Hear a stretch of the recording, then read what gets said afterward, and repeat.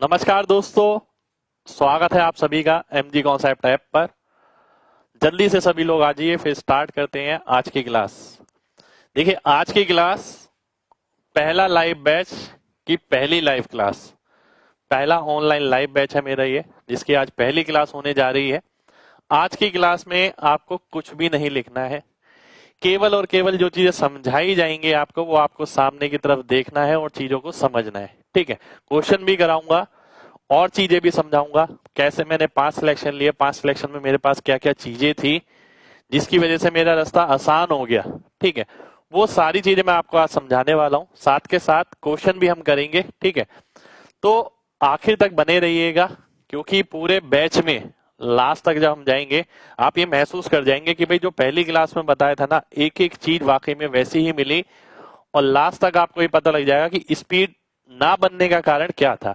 ठीक है, तो स्पीड को बढ़ाना कैसे है, कंटेंट को समझना कैसे है, क्योंकि ये आपका प्री प्लस मेंस का बैच है। ये प्री प्लस मेंस के हिसाब से चलेगा और आराम आराम से चलेगा। ठीक है, आराम आराम से का मतलब है जो मुझे लगता है कि बच्चे की इतनी स्पीड होनी चाहिए उस हिसाब से चलेगा। ठीक है, मेंस का बैच अलग स्पीड से चलता है, प्री प्लस मेंस का अलग स्पीड से चलता है, कंटेंट आपका पूरा रहेगा। ठीक है, साथ के साथ ये भी कहूंगा, जिन लोगों ने हम पे विश्वास किया, आप लोगों का बहुत बहुत बहुत ज्यादा शुक्रिया। ठीक है, क्योंकि आज पहली क्लास है, पहली क्लास से पहले इतने सारे बच्चे हमारे साथ जुड़ गए हैं, बहुत सारे बच्चे आप में से जुड़ गए हैं हमारे साथ।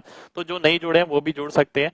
पर मेन बात, मेरे साथ अगर आप जुड़े हैं तो आपको खुद को भी मेहनत करनी पड़ेगी। अगर मेरे को वैसे बच्चे चाहिए ही नहीं कि वे जो बैठे हैं वो सीधा रामलीला की तरह देख रहे हैं आराम से और घर पे कुछ नहीं पढ़ाई कर रहे हैं।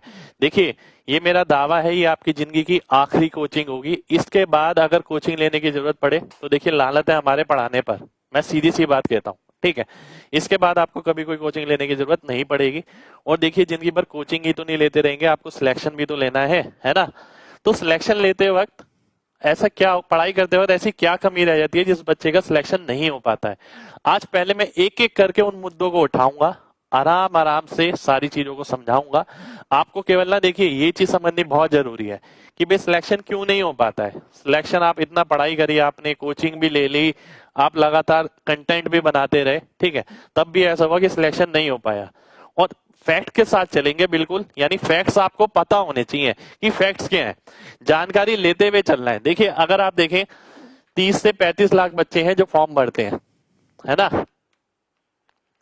देखिए, मेरे साथ आप जुड़े हैं तो प्रैक्टिकल लाइफ में आना बहुत जरूरी है। हवाबाजी नहीं चलेगी बिल्कुल भी। ठीक है, हवाबाजी ना मैं खुद करता, ना मैं अपने बच्चों से उम्मीद करता हूं कि वो करेंगे। ठीक है, तो हवाबाजी बिल्कुल नहीं चलेगी।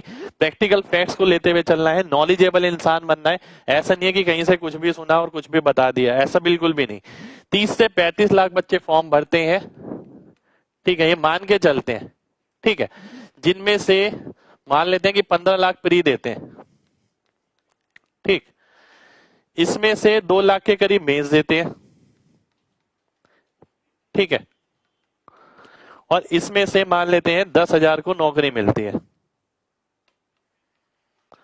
और जो 300, 400, 500, 300 से 500 बच्चे मान लेते हैं ऐसे जिन्हें अपनी ड्रीम जॉब मिल जाती है। ठीक है, यानी जो वो चाहते हैं, 300 500 के अंदर रैंक आती है तो उन्हें वो चीजें मिल जाती हैं। अब अंतर क्या रहता है भाई इस 15 लाख में। अब ये तो आपको मानना पड़ेगा कि 15 लाख बच्चे जो प्री दे रहे हैं, ठीक है, इनमें से कोचिंग वाले कितने होंगे, अपने दिल पे हाथ रख के बताइएगा। देखिए, मुश्किल से मान लेते हैं इनमें 8 लाख से 10 लाख बच्चे ऐसे होंगे जो कोचिंग वाले होंगे, जो प्री में जा रहे हैं। 50% मान लेते हैं, क्योंकि 50% मान लेते हैं ऐसे ही फॉर्म भर दिया किसी ने और ऐसे ही देने चला गया। पर 8 से 10 लाख बच्चे ऐसे होते हैं जो कोचिंग के साथ जाते हैं। इन बच्चों ने कोचिंग कर रखी है। ठीक है, जिन बच्चों को ये लगता है ना कि कोचिंग की कमी रह गई, कोचिंग में और प्लैंड कोचिंग में, दोनों में बहुत फर्क है। कोचिंग के बहुत सारे संस्थान हैं, बहुत सारे टीचर हैं, कोई कुछ भी पढ़ा रहा है, किसी ने सिलेक्शन नहीं लिया तो भी पढ़ा रहा है, जिसे जानकारी नहीं है वो भी जानकारी देने पे तुला हुआ है। आज की डेट में आप देखेंगे यूट्यूब, ऐप सब पे कोई भी टीचर आके कोई भी पढ़ाना शुरू कर दे रहा है। ठीक है, पर मेरा मानना ये है, जैसे कि जब तक आपको खुद का तजुर्बा नहीं है किसी चीज का, आप दूसरे को क्या तजुर्बा देंगे। ठीक है, मेन बात रहती है वो। तो मेन बात यही है कि कोचिंग लेने वाले बहुत सारे बच्चे हैं, पर इनमें से कितनों के पास प्लैंड कोचिंग जा रही है एग्जैक्ट। ठीक है, प्लान डायरेक्शन जा रही है एग्जैक्ट, ठीक है। और डायरेक्शन जाने के बाद भी अब मान लेते हैं कोचिंग वाले इतने सारे हैं, उसी में से प्लान कोचिंग किसी किसी के पास जा रही है, बाकी पे नहीं जा रही, इनमें से भी कुछ का सिलेक्शन हो रहा है। आप समझिए, ऐसा नहीं है कि हर एक का सिलेक्शन हो रहा है। तो आज की क्लास में आपको ये सारी चीजें समझनी बहुत ज्यादा जरूरी है, ध्यान से समझिएगा इन सभी बातों को।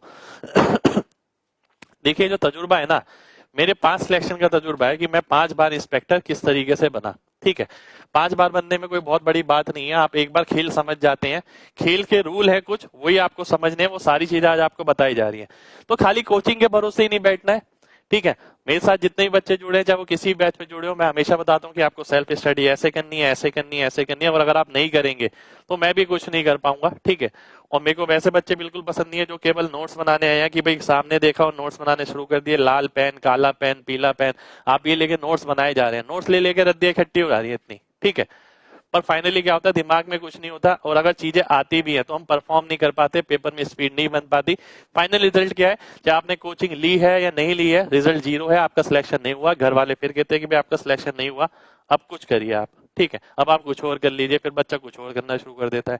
तो वो बात ध्यान से समझनी है, ठीक है। तो 10,000 को नौकरी मिलनी है, इतनों को ड्रीम जॉब मिलनी है, यानी जिनकी रैंक अच्छी होगी। और आपको मेन बात बता दूं, मैं यहाँ के लिए पढ़ाता हूं, ठीक है, कि भाई सिलेक्शन होना तो अच्छी बात है, पर मेरा मानना ऐसा है कि एक बार तैयारी करें, जबरदस्त तरीके से करें, 7 महीने 8 महीने मैक्सिमम तैयारी होती है, इसके अंदर बच्चा कंप्लीट जान जाता है। एसएससी इतनी बड़ी चीज नहीं है।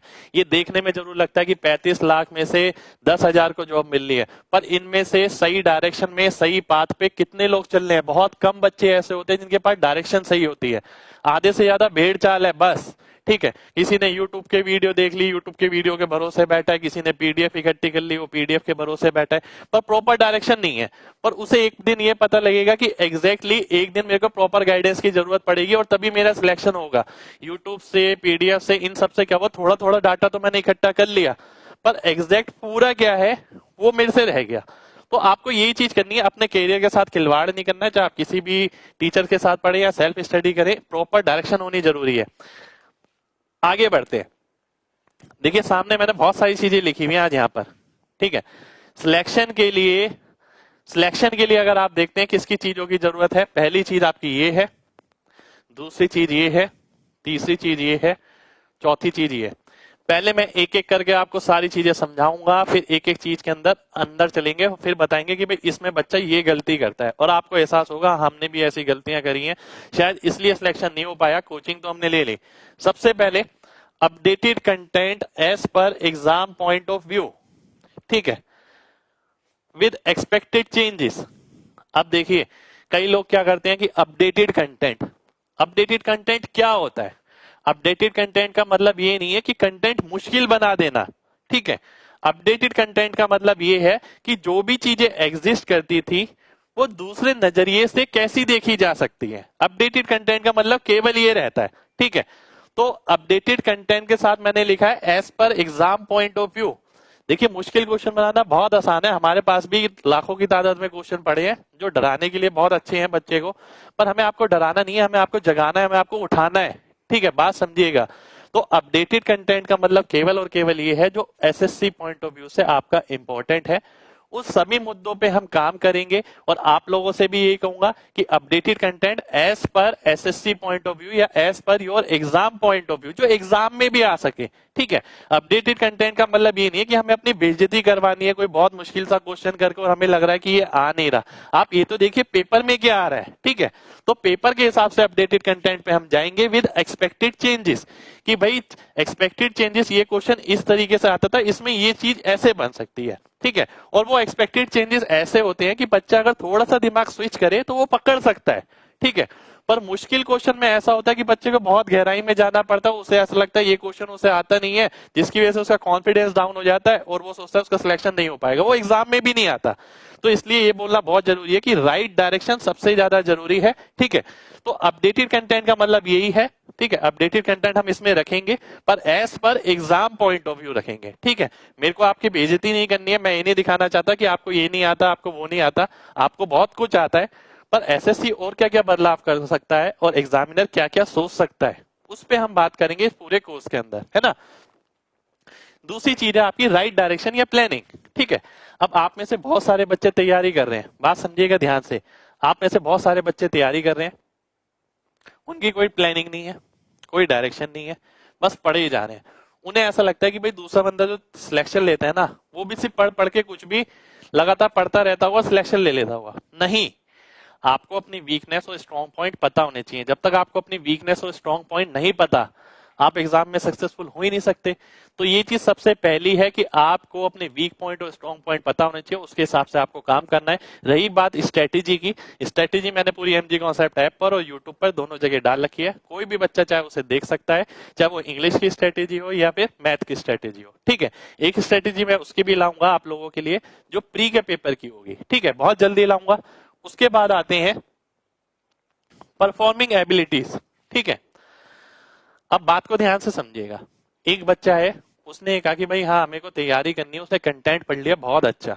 ठीक है, अब कंटेंट उसके पास चला गया बहुत बढ़िया। ठीक है, अपडेटेड कंटेंट पढ़ लिया जिसे वो मानता है अपडेटेड कंटेंट। अब वो कंटेंट रख के खुश है, उसको पता है इतना सारा कंटेंट है, उसने नोट्स पे नोट्स बना रखे हैं, सब चीजें आती हैं उसे। परंतु उसे क्या नहीं आता, वो टीचर तो बन सकता है पर वो इंस्पेक्टर नहीं बन सकता। क्यों? फर्क है ना दोनों चीजों में। आप देखिए आज की डेट में टीचर कोई भी बन रहा है, पर इंस्पेक्टर हर कोई नहीं बन रहा। इंस्पेक्टर वही बन सकता है जिसके अंदर परफॉर्मिंग एबिलिटी हो, यानी जो स्टेज पर परफॉर्म कर सके विद रिस्पेक्ट टू टाइम, जो टाइम के हिसाब से उसका दिमाग रिएक्ट कर सके। ठीक है, तो हम इसके अंदर यही करने वाले हैं। इंस्पेक्टर चालीसा के बहुत सेशन रहेंगे आपके, जो हम इसके अंदर करेंगे परफॉर्मिंग एबिलिटीज के अंदर। आज की क्लास में मैं आपको बहुत सारी चीजें बताऊंगा जो आपको वाकई में बहुत बढ़िया लगेगी। ठीक है, तो आखिर तक जरूर देखिएगा। लास्ट में आता है अवॉइड डिस्ट्रैक्शन। ठीक है, डिस्ट्रैक्शन से अवॉइड कर बच के रहना है। यानी डिस्ट्रैक्शन किस टाइप की? डिस्ट्रैक्शन बहुत तरीके की होती है। इसमें मैं आपसे ये भी कहूंगा, जैसे कई बच्चों को पीडीएफ इकट्ठा करने का शौक होता है, पीडीएफ पीडीएफ इकट्ठे करने का भूत नहीं संभालना है। ठीक है, डेली क्लास में बताया करूंगा आपको कैसे कैसे पढ़ना है, क्योंकि जब तक आप मेच्योर नहीं बनेंगे ना, तब तक आप इंस्पेक्टर नहीं बनेंगे, ये ध्यान रखिएगा। ठीक है, आप ये देखते हैं कि बच्चे, आधे से ज्यादा बच्चे क्या है जो मटेरियल कलेक्शन में बिलीव करते हैं, इसकी यहाँ से किताब ले ली, उसका वहां से कोर्स ले लिया, ये ले लिया, वो ले लिया, बस इकट्ठे करे जा रहे हैं, वो खुद नहीं पढ़ रहे हैं। जब तक आप खुद नहीं पढ़ेंगे कोई क्या कर पाएगा। ठीक है, तो आपको ये बात समझनी पड़ेगी, डिस्ट्रैक्शन अवॉइड करनी है, ये हम क्लास में लेंगे। ठीक है, पर्सनली इस चीज को हम क्लास में लेंगे कि इस चीज को कैसे कैसे अवॉइड करना है। अब मैं आता हूं सबसे मेन चीज परफॉर्मिंग एबिलिटीज पर। तो देखिए आपके कोर्स में अपडेटेड कंटेंट रहेगा, डायरेक्शन प्लानिंग, परफॉर्म एबिलिटी और avoid direction distraction. Performing abilities का मतलब क्या है? अब इसके अंदर हम एक एक चीज लेंगे। ठीक है, और एक एक क्वेश्चन भी लूंगा मैं आपके सामने, और आपको वो सारी बातें बहुत ध्यान से समझनी है। लिखना लिखाना कुछ भी नहीं है, मैं बार बार बोल रहा हूं। एक बार दिमाग अगर सही डायरेक्शन में खुल गया ना, बात समझिएगा, सही डायरेक्शन में खुल गया तो आप ये देखेंगे कि यार सिलेक्शन की राह इतनी मुश्किल नहीं है। पर मेन बात यह ना कि हमारे देश में सही डायरेक्शन में चलने वाले लोग ही बहुत कम है। ठीक है, और इसलिए जो सिलेक्शन ले पाते हैं वो भी बहुत कमी है। ठीक है, क्योंकि आप ये सोचिए, बच्चा सिर्फ पढ़ने से मतलब रखता है, उसको मतलब नहीं है ये सब चीजों से। ठीक है, कई टीचर वगैरह भी इन चीजों से मतलब नहीं रखते, सिर्फ पढ़ाने से मतलब रखते हैं, पढ़ाया बच्चों को भेज दिया पढ़ा के बस, ठीक है। परंतु मैं आपकी की तरह हूं, मैंने आप ही की जैसे तैयारी करी है, तो मैं आपको एक एक चीज ध्यान से आराम से बताऊंगा। ठीक है, अब आते हैं परफॉर्मिंग एबिलिटी। परफॉर्मिंग एबिलिटी का मतलब क्या है? कैलकुलेशन और हैबिट्स, दो चीज होती हैं। मैं कंटेंट जानता हूं, ठीक है, कंटेंट मेरे को अच्छे से आ गया, क्या मेरी कैलकुलेशन उतनी अच्छी है? ठीक है, क्या मेरे पास क्वेश्चन करने का जो तरीका है, यानी जो हैबिट्स में काउंट होता है, ठीक है, वो किस टाइप का है? क्या केवल मेरे को कंटेंट बनाने से ही मतलब है? दोनों चीजों में बहुत फर्क है। देखिए, कैलकुलेशन के अंदर plus minus divide multiply, arithmetic special, advance math special, ये सब हम इंस्पेक्टर 40 में करेंगे। ठीक है, पूरे कोर्स के अंदर। अब एक बच्चा है जिसे मतलब ही नहीं है इन चीजों से, आप खुद सोचिए, मैं लगातार यूट्यूब पे इतने टाइम से सेशन ले रहा हूं, कभी इसका कभी उसका, अलग अलग चीजों का मैं सेशन लिए जा रहा हूं, लिए जा रहा हूं। ठीक है, और मैं आपसे कह रहा हूं कि भाई प्लस तेज होनी चाहिए, माइनस तेज होनी है, बच्चे को मतलब ही नहीं है। आप समझिए ना सिलेक्शन क्यों नहीं हो रहा है भाई? ना उसे प्लस से मतलब, ना माइनस से मतलब, ना मल्टीप्लाई से मतलब, ना डिवाइड से मतलब, उसे मतलब है किससे? ट्रिक से, केवल कि ट्रिक आनी चाहिए बस। उसके पास ट्रिक पहुंच जाए तो उसके बाद दुनिया पहुंच गई। ठीक है, उसके पास कंटेंट आना चाहिए, उसके पास पीडीएफ आनी चाहिए। इन चीजों से सिलेक्शन है क्या? हमारे टाइम में तो पीडीएफ वगैरह चलती ही नहीं थी। ठीक है, तो आप बात समझिए, इन चीजों से सिलेक्शन नहीं है। सिलेक्शन उसका होगा जिसके पास कंटेंट है और जो स्टेज पर परफॉर्म कर सकता है। मैं कैसे आपके सामने परफॉर्म करता हूं, मैं कहता हूं कि कोई भी पेपर लाओ मेरे सामने, मैं देखता हूं टीसीएस बनाए, पीसीएस बनाए, कोई भी बना ले, मैं सिलेक्शन लेके दिखाता हूं। मैं क्यों बोल पाता हूं? क्योंकि मुझे अपनी एबिलिटीज पे भरोसा है, मुझे पता है इन चीजों पे मैंने बहुत अच्छा कमांड कर रखा है। ठीक है, हैबिट्स मेरी बहुत अच्छी है, पेन फ्री मैं करता हूं। ठीक है, तो मैंने होमवर्क कर रखा है ना। अच्छा, मुझे मतलब ही नहीं है कोई भी पैटर्न का पेपर आ जाए। अब आप देखते हैं फ्रैक्शन, इंटीजर और डेसिमल, ये सारी कैलकुलेशन इस तरीके की होती है। फ्रैक्शन, इंटीजर, डेसिमल तीनों पे हम काम करने वाले हैं। साथ के साथ अर्थमेटिक स्पेशल हम इंस्पेक्टर चालीसा करेंगे, टाइम एंड वर्क ये वो, जैसे मैंने अभी कुछ दिन पहले कराया था। एडवांस में भी हम इंस्पेक्टर चालीसा करेंगे इस बैच के अंदर। ठीक है, क्योंकि ये मेरा पहला बैच है, देखिए इसको मैं पूरी जी जान लगा दूंगा इसके अंदर। ठीक है, क्योंकि पहला ऑनलाइन बैच है मेरा, इसके बाद पता नहीं आए या ना आए, और आए तो कब आए ये भी नहीं कह सकते। ठीक है, अब बात आती है हैबिट्स की। हैबिट्स क्या चीज है? ठीक है, ये आ गया हैबिट वाला पार्ट। ठीक है, अब एक बहुत सुलझा हुआ व्यक्ति है जो तैयारी कर रहा है, वो छोटी छोटी चीजें नोट करते करते आराम से आगे बढ़ रहा है। ठीक है, और एक दूसरा व्यक्ति है जिसे केवल कॉन्सेप्ट से मतलब है, ट्रिक से मतलब है। दोनों में बहुत अंतर है भाई, बहुत अंतर है। आप देखिए ना, आप मेरे पढ़ाने के तरीके में देखिए और भी लोग पढ़ाते हैं उनके तरीके में देखिए, आपको बहुत अंतर मिलेगा। ठीक है, आपको बात बात पे बताया जाएगा इस चीज को आपको क्यों अडेप्ट करना है, ये चीज क्यों जरूरी है। जैसे कि आप देख सकते हैं हैबिट्स के अंदर स्टेप स्कीपिंग। ठीक है, step skipping, last digit, last two digit, approximation, remainder theorem. Remainder theorem बच्चे पढ़ तो लेते हैं, बच्चों को लग रहा होगा रिमाइंडर थ्योरम पढ़ाने की बात कर रहा हूं, नहीं। आप समझेंगे, अभी मैं आज की क्लास में सारी चीज बताकर ही जाऊंगा आपको। ठीक है, तो लास्ट तक क्लास आराम से समझनी है। ठीक है, मेन बात यह कि ये ना आपकी सोच खोलेगी सिलेक्शन के प्रति। आपको ये पता लग जाएगा कि बच्चे क्या गलती करते हैं, क्या क्या मिस्टेक रहती है जिसकी वजह से सिलेक्शन नहीं हो पाता है। अब जैसे आगे देखिए, observation rule, background study, unitary method का अंदाजा, एमजी कॉन्सेप्ट, डीएस कॉन्सेप्ट। अब एक एक करके मैं लेता हूं सभी को, है ना। सबसे पहली चीज, सबसे पहली चीज है मेरे सामने स्टेप स्कीपिंग। ठीक है, मैं देखता हूं स्टेप स्कीपिंग। जैसे कि आप देख ही सकते हैं सामने लिखा है स्टेप स्कीपिंग। अब कोई एक बच्चा उसके नजर में एग्जिस्ट भी नहीं करता ये स्टेप स्कीपिंग क्या होता है। स्टेप स्कीपिंग मतलब क्या है? अब एक बच्चे ने भाई तैयारी कर ली अच्छे से, है ना, आपने तैयारी कर ली। अब पेपर में अगर जाएंगे, देखिए मैंने यहाँ पर लिखा हुआ है स्टूडेंट्स को लगातार लिखने की आदत होती है, कुछ स्टेप छोड़ने होंगे, और मैं भी आपको इस छोड़ने की आदत डलवाऊंगा क्लास से। मेन बात ये, मैं जो भी चीज कहूंगा ना, आपसे ही नहीं कहूंगा कि स्पीड बन जाएगी बन जाएगी, मैं क्लास में वो चीज कराऊंगा आपको। ठीक है, और वही चीज आपको घर पे लगानी है। तो यहाँ पर लिखा है कि कुछ बच्चों को लगातार लिखने की आदत होती है। आप जैसे कुछ भी चीज सॉल्व करते हैं, आप पहला स्टेप लिखते हैं, फिर दूसरा स्टेप, फिर तीसरा स्टेप, फिर चौथा स्टेप। ठीक है, बात समझिएगा। जब आपका लर्निंग फेस हो, ठीक है, लर्निंग फेस का मतलब है जब आप किसी चीज को सीख रहे हैं, तब तो बात अलग है कि आप ऐसे लिख रहे हैं। पर ये मान के चलिएगा, ये सोचिएगा कि भाई जब आप एग्जाम में बैठेंगे ना, तब ये काम आने वाला नहीं है। ठीक है, और मेरा मानना है ये हर टीचर की ड्यूटी बनती है, वो बच्चे को समझाए कि भाई जैसा मैं लिख रहा हूं ना, वैसा पेपर में नहीं करना तेरे को। पेपर में क्या करना पड़ेगा तेरे को, दो चार स्टेप इसमें से मिस करने पड़ेंगे, कंपटीशन बहुत है, कुछ अलग करेगा तो ही आगे बढ़ेगा। ठीक है, आइए इसके अंदर देखते हैं एग्जाम्पल एक एक करके। जैसे कि मेरे सामने सबसे पहला क्वेश्चन है ये वाला। अब मैंने करंट के क्वेश्चन ले लिए सारे, सीजीएल में, सीजीएल प्री 19 के, ये सारे क्वेश्चन मैं लेके चल रहा हूं, एक एक करके आप देखेंगे। मेरे सामने है ये क्वेश्चन। ठीक है, अब आप ध्यान से बात समझिएगा, बहुत बहुत ध्यान से बात समझना है। आंसर आंसर मेरे को किसी से नहीं पूछना है कि आंसर इसका क्या आएगा क्या नहीं आएगा, आंसर से मतलब नहीं है। मैं आपको चीज सिखा रहा हूं, बात समझिए। अब एक बच्चा है, उसने इसको सॉल्व करने के लिए क्या करा, पहले पूरा लिखा,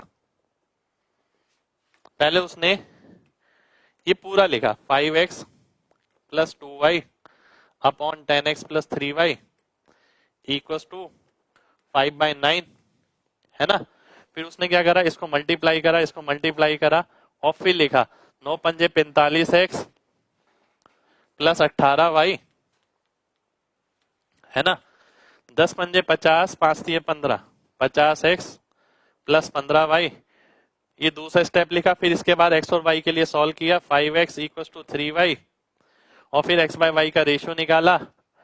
फिर वो वैल्यू इसमें डाली, x की जगह 3 और y की जगह 5, 3 का स्क्वायर प्लस 3 इंटू 5 का स्क्वायर।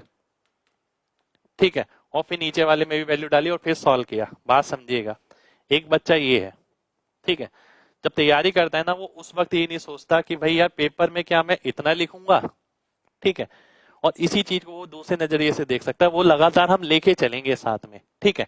जैसे कि इस टाइप का क्वेश्चन अगर होता है, मैं हमेशा बच्चों को बोलता हूँ कि बेटा आपको कैसे करना है, बात समझिएगा। आपको क्या करना है, जब भी रेशो इस तरीके से दे रखा होता है, एक्स और वाई के बीच में रिलेशन निकलता है, ठीक है, बात समझिएगा। रिलेशन किस तरीके से निकलता है आइए देख लेते हैं।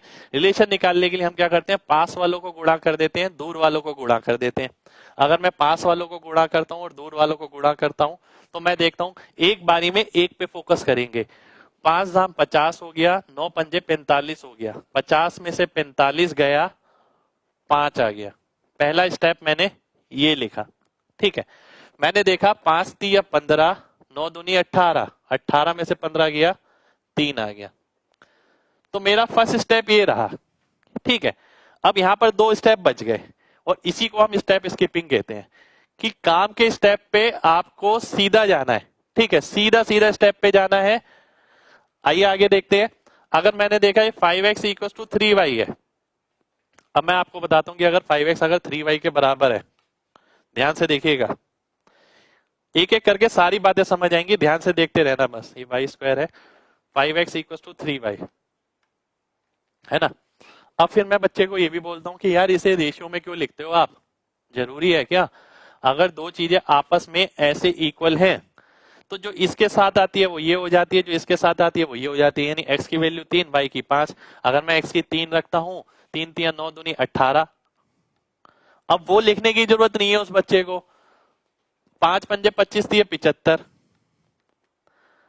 अब क्या हुआ, 75 और 18 कितना हो गया, 93, ठीक है। आ गए नीचे में, अगर देखता हूं, देखिए 93 से आप ये भी देख सकते हैं 93 को कौन सा डिवाइड कर रहा है, 31 डिवाइड कर रहा है। ए ऑप्शन आपका आंसर हो जाएगा, ठीक है। तो इतना आपको करना है।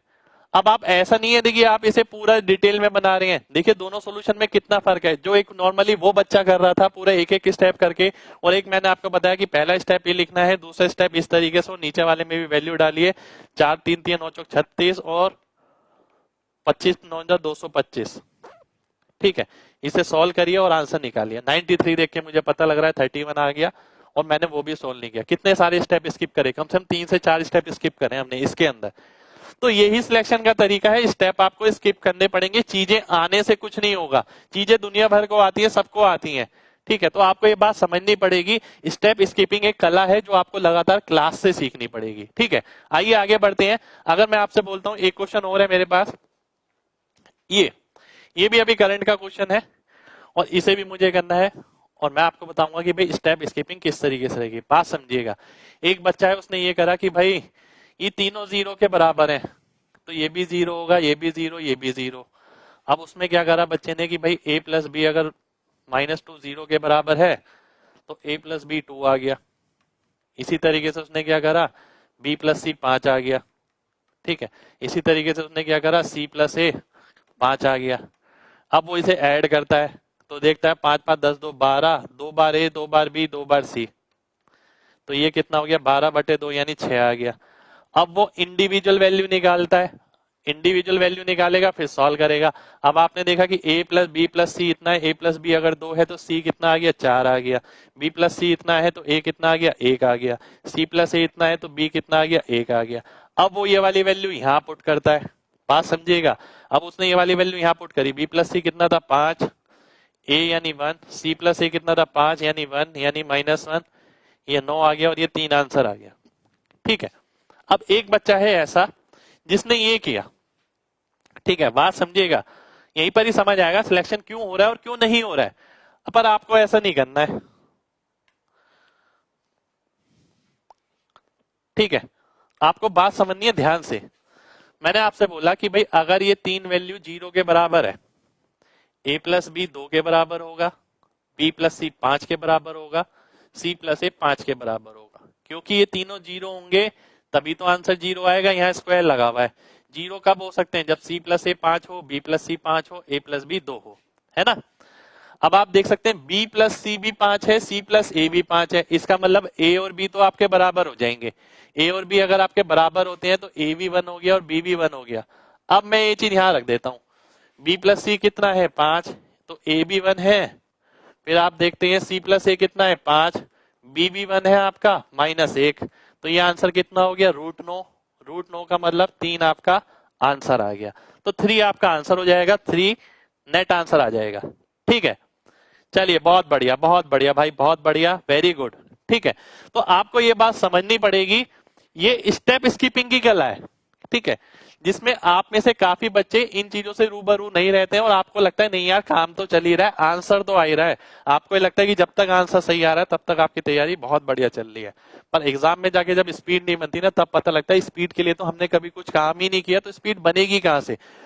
तभी तो ऐसा होता है 2-3 साल 4 साल लगाने के बाद बच्चे को अकल आती है कि नहीं यार शायद कोई गलती रह गई मेरे अंदर जिससे स्पीड नहीं बन पाई। कंटेंट तो मेरे को पूरा आता है, कंटेंट आज भी मेरी क्लास जो देख रहे हैं उनमें से काफी सारे बच्चे ऐसे जिन्हें कंटेंट पूरा आता होगा, पर वो इन चीजों का इस्तेमाल नहीं करते, उन्हें केवल बनाने की आदत है क्योंकि टीचर ने बनाना सिखाया, बच्चे ने बनाना सीखा। ठीक है, तो खाली बनाने से नहीं होगा, आपको चीजें सीखनी पड़ेंगी। इसी के अंदर मैं एक और क्वेश्चन पे आता हूँ। देखिए ये आ गया क्वेश्चन सामने, ये भी एग्जाम का ही क्वेश्चन है। ठीक है, बात समझिएगा बहुत ध्यान से। मैंने आपसे बोला, देखिए मजा आ रहा है तो लाइक बनता है ना। अगर x प्लस वाई 13 है, y प्लस जेड 15 है, z प्लस एक्स 16 है ना। अब बच्चे ने क्या करा, कई बच्चों को ये भी आदत होती है कि इसी को दोबारा से लिखने की, जब तक वो अपनी कलम से लिखेगा नहीं उसे भरोसा नहीं होगा कि x प्लस वाई 13 है, तो वो x प्लस वाई 13 भी लिखेगा, y प्लस जेड 15 भी लिखेगा, z प्लस एक्स 16 भी लिखेगा, और फिर वही सेम प्रोसीजर करेगा, ऐड करेगा, 2 से भाग करेगा, x plus Y plus z, फिर x plus y, y plus z, z plus x, सब में डाल के एक्स वाई जेड निकालेगा, फिर आंसर निकालेगा। तो कम से कम 3 4 5 स्टेप इसके अंदर ले लेगा, पर मेरा मानना है ऐसा, ठीक है, आपको पहले से पता होना चाहिए इसके अंदर। आज मैंने ना बेसिकली बहुत सिंपल सिंपल एग्जांपल लिए, ज्यादा मुश्किल एग्जांपल इसलिए नहीं लिए क्योंकि नए नए बच्चे बहुत सारे जुड़े हैं हमारे साथ। ज्यादा मुश्किल एग्जांपल लूंगा आप कंफ्यूज भी हो सकते हैं। आप कंटेंट मत देखिएगा कि ये कंटेंट आपको आता ही नहीं आता, वो तो मैं सारा सिखाऊंगा ही सिखाऊंगा। फिलहाल मैं आपको ये सिखा रहा हूं कि परफॉर्मिंग एबिलिटी से कितना डिफरेंस आता है, परफॉर्मिंग एबिलिटी इंपॉर्टेंट क्यों है। जब तक आप किसी चीज की इंपॉर्टेंस नहीं जानेंगे आप उस चीज पे गौर भी नहीं करेंगे। ठीक है, तो ये चीज आपको लगातार समझनी है। अब मैं क्या करता हूं, मैं तीनों को ऐड करता हूं। अब ऐड करते वक्त ना मैं पता क्या करता हूं, एक बारी में नंबर को और एक बारी में वेरिएबल्स को। अगर मैं नंबर ऐड करता हूं तो 44 आ जाएगा, 2 से भाग करूंगा 22 हो जाएगा। अब किसी बच्चे की कैलकुलेशन ही अच्छी नहीं है तो देखिए गड़बड़ हो गई ना यहाँ पर भी। तो x plus Y plus Z कितना आ गया आपका 22 आ गया। ठीक है, ये आपका x plus Y plus z आ गया। अब मैं देखता हूं मेरे को ये सॉल्व करना है, ये सॉल्व करने का मतलब है 1/z प्लस 1/y, है ना। 1/z प्लस 1/y, अगर 1/z निकालना है तो z की वैल्यू निकालनी पड़ेगी। z की वैल्यू अगर आप निकालते हैं कब निकलेगी, जब आपको x प्लस वाई की पता हो जो कि 13 है। 13 का मतलब ये 9 आ गया। y की कब निकलेगी, जब x प्लस जेड की वैल्यू आपको पता हो जो कि 16 है। 16 का मतलब ये 6 आ गया। तो 1/9 और 1/6 एलसीएम अगर आप लेते हैं 18 आ गया और ये 5 आ गया। ठीक है, तो 5/18 आपका आंसर हो गया, डी ऑप्शन आपका आंसर हो जाएगा, है ना। बहुत बढ़िया, चलिए बहुत शानदार, आगे बढ़ते हैं। अब आगे आगे एक क्वेश्चन ये क्वेश्चन आपको डराने के लिए नहीं दिया गया। कई बच्चे ये सोच रहे होंगे सर पहली क्लास है, पहली क्लास में आपने ट्रिग्नोमेट्री का क्वेश्चन ले लिया। भाई लूंगा, जरूर लूंगा। ठीक है, क्यों नहीं लूंगा, आपको डराना थोड़ी, आपको सिखाना है। चीजों से बच के कब तक रहेंगे, बात समझिएगा ध्यान से। एक बच्चा है उसने क्या करा, कोई वैल्यू पुट नहीं, कुछ नहीं, ध्यान से समझिएगा बात को। 1 minus sine theta upon cos theta. अब मैंने बोला कि यार आप साइन थीटा कोस थीटा लिखते हैं ना, तो पूरा पूरा मत लिखिए, साइन एस और सी लिखिए, उससे भी देखिए कितना समय बचेगा। 1 माइनस कॉस अपॉन साइन, इसका स्क्वायर प्लस 1, है ना। अब मैंने बोला कि भाई सी ऊपर चला गया, सी नीचे आ गया, ऐसे ही नीचे एस माइनस सी हो गया अपॉन एस हो गया, होल स्क्वायर प्लस 1, है ना। बात समझिएगा ध्यान से। अब आपने देखा एस माइनस सी और सी माइनस एस कट जाएगा, -1 बचेगा, स्क्वायर होके प्लस हो जाएगा। साइन ऊपर कॉस नीचे जो कि tan हो गया, t का square plus 1, tan square theta plus 1 जो कि सीकेंड स्क्वायर थीटा होता है। बी ऑप्शन मेरा आंसर आ गया। ठीक है, आप पता है ध्यान से नोट करिए, बहुत ध्यान से। आप इसी क्वेश्चन को करते हैं बिल्कुल सेम, ऐसे ही करते हैं बिल्कुल सेम। ठीक है, आप देखिए कितनी चीज आप एक्स्ट्रा लिखेंगे। 3 अल्फाबेट यहां पर एक्स्ट्रा लिखेंगे, 3 3 6 कितनी बार, 1 2 3 4 5 6 7 8 9 10 11, 11 इंटू 3 33 अल्फाबेट आप एक्स्ट्रा लिखेंगे, गारंटीड बात है ये। बिल्कुल सेम सॉल्यूशन भी करते हैं ना, तो 33 अल्फाबेट आप एक्स्ट्रा लिखने वाले हैं, SIN थीटा, साइन थीटा। तो लिखने की एक छोटी सी हैबिट मैंने आपकी कम कर दी, तो देखिए 33 अल्फाबेट बच गए। 33 अल्फाबेट लिख के देखिएगा, 26 तो A to Z में होते हैं, पूरी अल्फाबेट लिखने में भी 5 सेकंड कम से कम लगेंगे, तो हर क्वेश्चन में 5 से 7 सेकंड यहां पर बचा सकते हैं हम। ठीक है, तो ये बात भी आपको समझनी पड़ेगी। आगे बढ़ते हैं, आगे आता हूं मैं, लास्ट डिजिट कॉन्सेप्ट। अगला है आपका लास्ट डिजिट कॉन्सेप्ट। कई बच्चे इससे रूबरू हैं, कई बच्चे इससे रूबरू नहीं है। ठीक है, काफी बच्चे ऐसे हैं कि भाई क्वेश्चन सॉल्व करते हैं, ऑप्शन ऑप्शन का ध्यान ही नहीं है, मतलब ही नहीं है ऑप्शन में क्या लिखा है क्या नहीं लिखा। ठीक है, वो इसलिए क्योंकि उनकी इंपॉर्टेंस नहीं जानते हैं। ध्यान से समझिएगा बात को, यहां पर लिखा है किसी भी क्वेश्चन के ऑप्शन में अगर 4 ऑप्शन में अंक, आखिरी अंक अलग अलग हो तो ये कॉन्सेप्ट कैलकुलेशन में लगाएं, चाहे कोई भी टॉपिक हो। ठीक है, मान लेते हैं आपके पास कोई क्वेश्चन है जिसके अंदर 4 ऑप्शन इस तरीके से हैं जिसमें आखिरी संख्या अलग अलग है, एक में 6, एक में 2, एक में 4, एक में 1, चाहे किसी भी चीज का हो, तो उसमें मेरे को लास्ट डिजिट कॉन्सेप्ट लगाना पड़ेगा। लगाना इसलिए पड़ेगा क्योंकि वो रिक्वायरमेंट है, नहीं तो आप पूरी कैलकुलेशन करिए, आपकी मर्जी है। अब जैसे मैं एक क्वेश्चन ले लेता हूं इस पे, जैसे कि क्वेश्चन है आपके सामने ही है। ठीक है, ये सारे क्वेश्चन मेंस के, प्री के मैंने वो लिए, मेरी तरफ से कोई भी क्वेश्चन नहीं है, सारे एग्जाम के क्वेश्चन है। बात को समझिएगा ध्यान से, बहुत ध्यान से समझना है। आपने देखा 121, 1 2 3 2 1, 1 2 3 4 3 2 1, 1 2 3 4 5 4 3 2 1। इसमें एक लॉजिक आपका लगता है कि 11 का जितने तक गिनती लिखी है सीधी, उतने 1 आ जाते हैं, है ना। पर ये पता होना बड़ी बात नहीं है, खाली ध्यान रखिएगा, खाली ये पता होना बड़ी बात नहीं है, खाली ये पता होने से आंसर नहीं आने वाला। ठीक है, अब एक बच्चा है वो पूरा उसे पता है, उसे ये लगा कि एग्जाम में वो बैठा, ये तो वही आ गया जो सन ने कराया था। अब उसने ये करा 11 प्लस 111 प्लस 1 1 1 1 प्लस 1 1 1 1 1। अब वो इन्हें ऐड कर रहा है।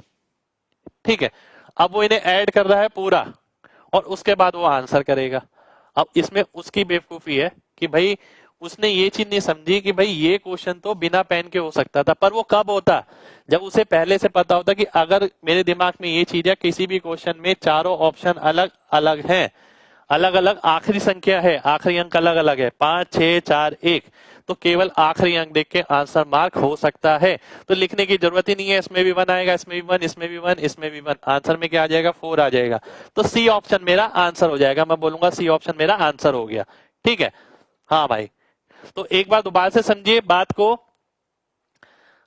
कॉन्सेप्ट आपको पता है कि ये लगेगा, पर एग्जाम पॉइंट ऑफ व्यू से आपको सॉल्यूशन मार्क करना नहीं पता। क्यों? क्योंकि आप इस तरीके से करते हैं। अब आप इसे जोड़ेंगे तो आप एक एक करके ही जोड़ेंगे कि भाई 1 1 1 1 4 हो गया, फिर आप अगला जोड़ेंगे 1 1 1 1 4 हो गया, फिर आप अगला जोड़ेंगे, इस तरीके से आप ऐड करेंगे, तो उसमें टाइम लगाएंगे जो कि आपकी जरूरत है नहीं।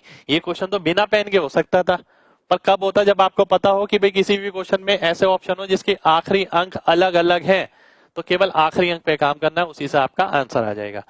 आगे बढ़ते हैं, आगे आ गया मैं इस क्वेश्चन के साथ। ठीक है, ये क्वेश्चन आपको थोड़ा सा मुश्किल लग सकता है, पर घबराना बिल्कुल भी नहीं है। ठीक है, बिल्कुल भी नहीं घबराना है।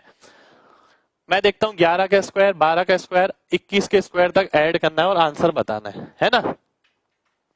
क्योंकि मेरे को यहां दिख रहा है कि आखिरी अंक अलग अलग है, तो डेफिनेट बात है मैं आखिरी अंक पे काम करूंगा ही करूंगा। पूरे कोर्स में हमें ये सारी चीजें देखनी है, आज की क्लास में बहुत सारी चीजें दिख जाएंगी।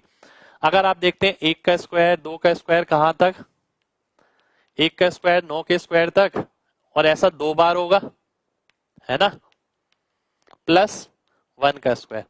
मैंने क्या किया है, 1 से लेके 11 से लेके 2 बार नहीं, 1 बार ही होगा, रुक जाइए।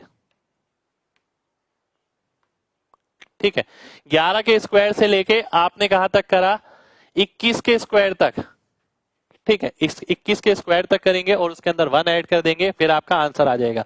तो ये क्वेश्चन भी मैं क्या करूंगा, लास्ट डिजिट से करूंगा। ये क्वेश्चन यहां पर मैं आपको इसलिए नहीं करा रहा क्योंकि यहां पर आपको इसका फॉर्मूला लगाना पड़ेगा, कई बच्चों को इसका फॉर्मूला नहीं पता है।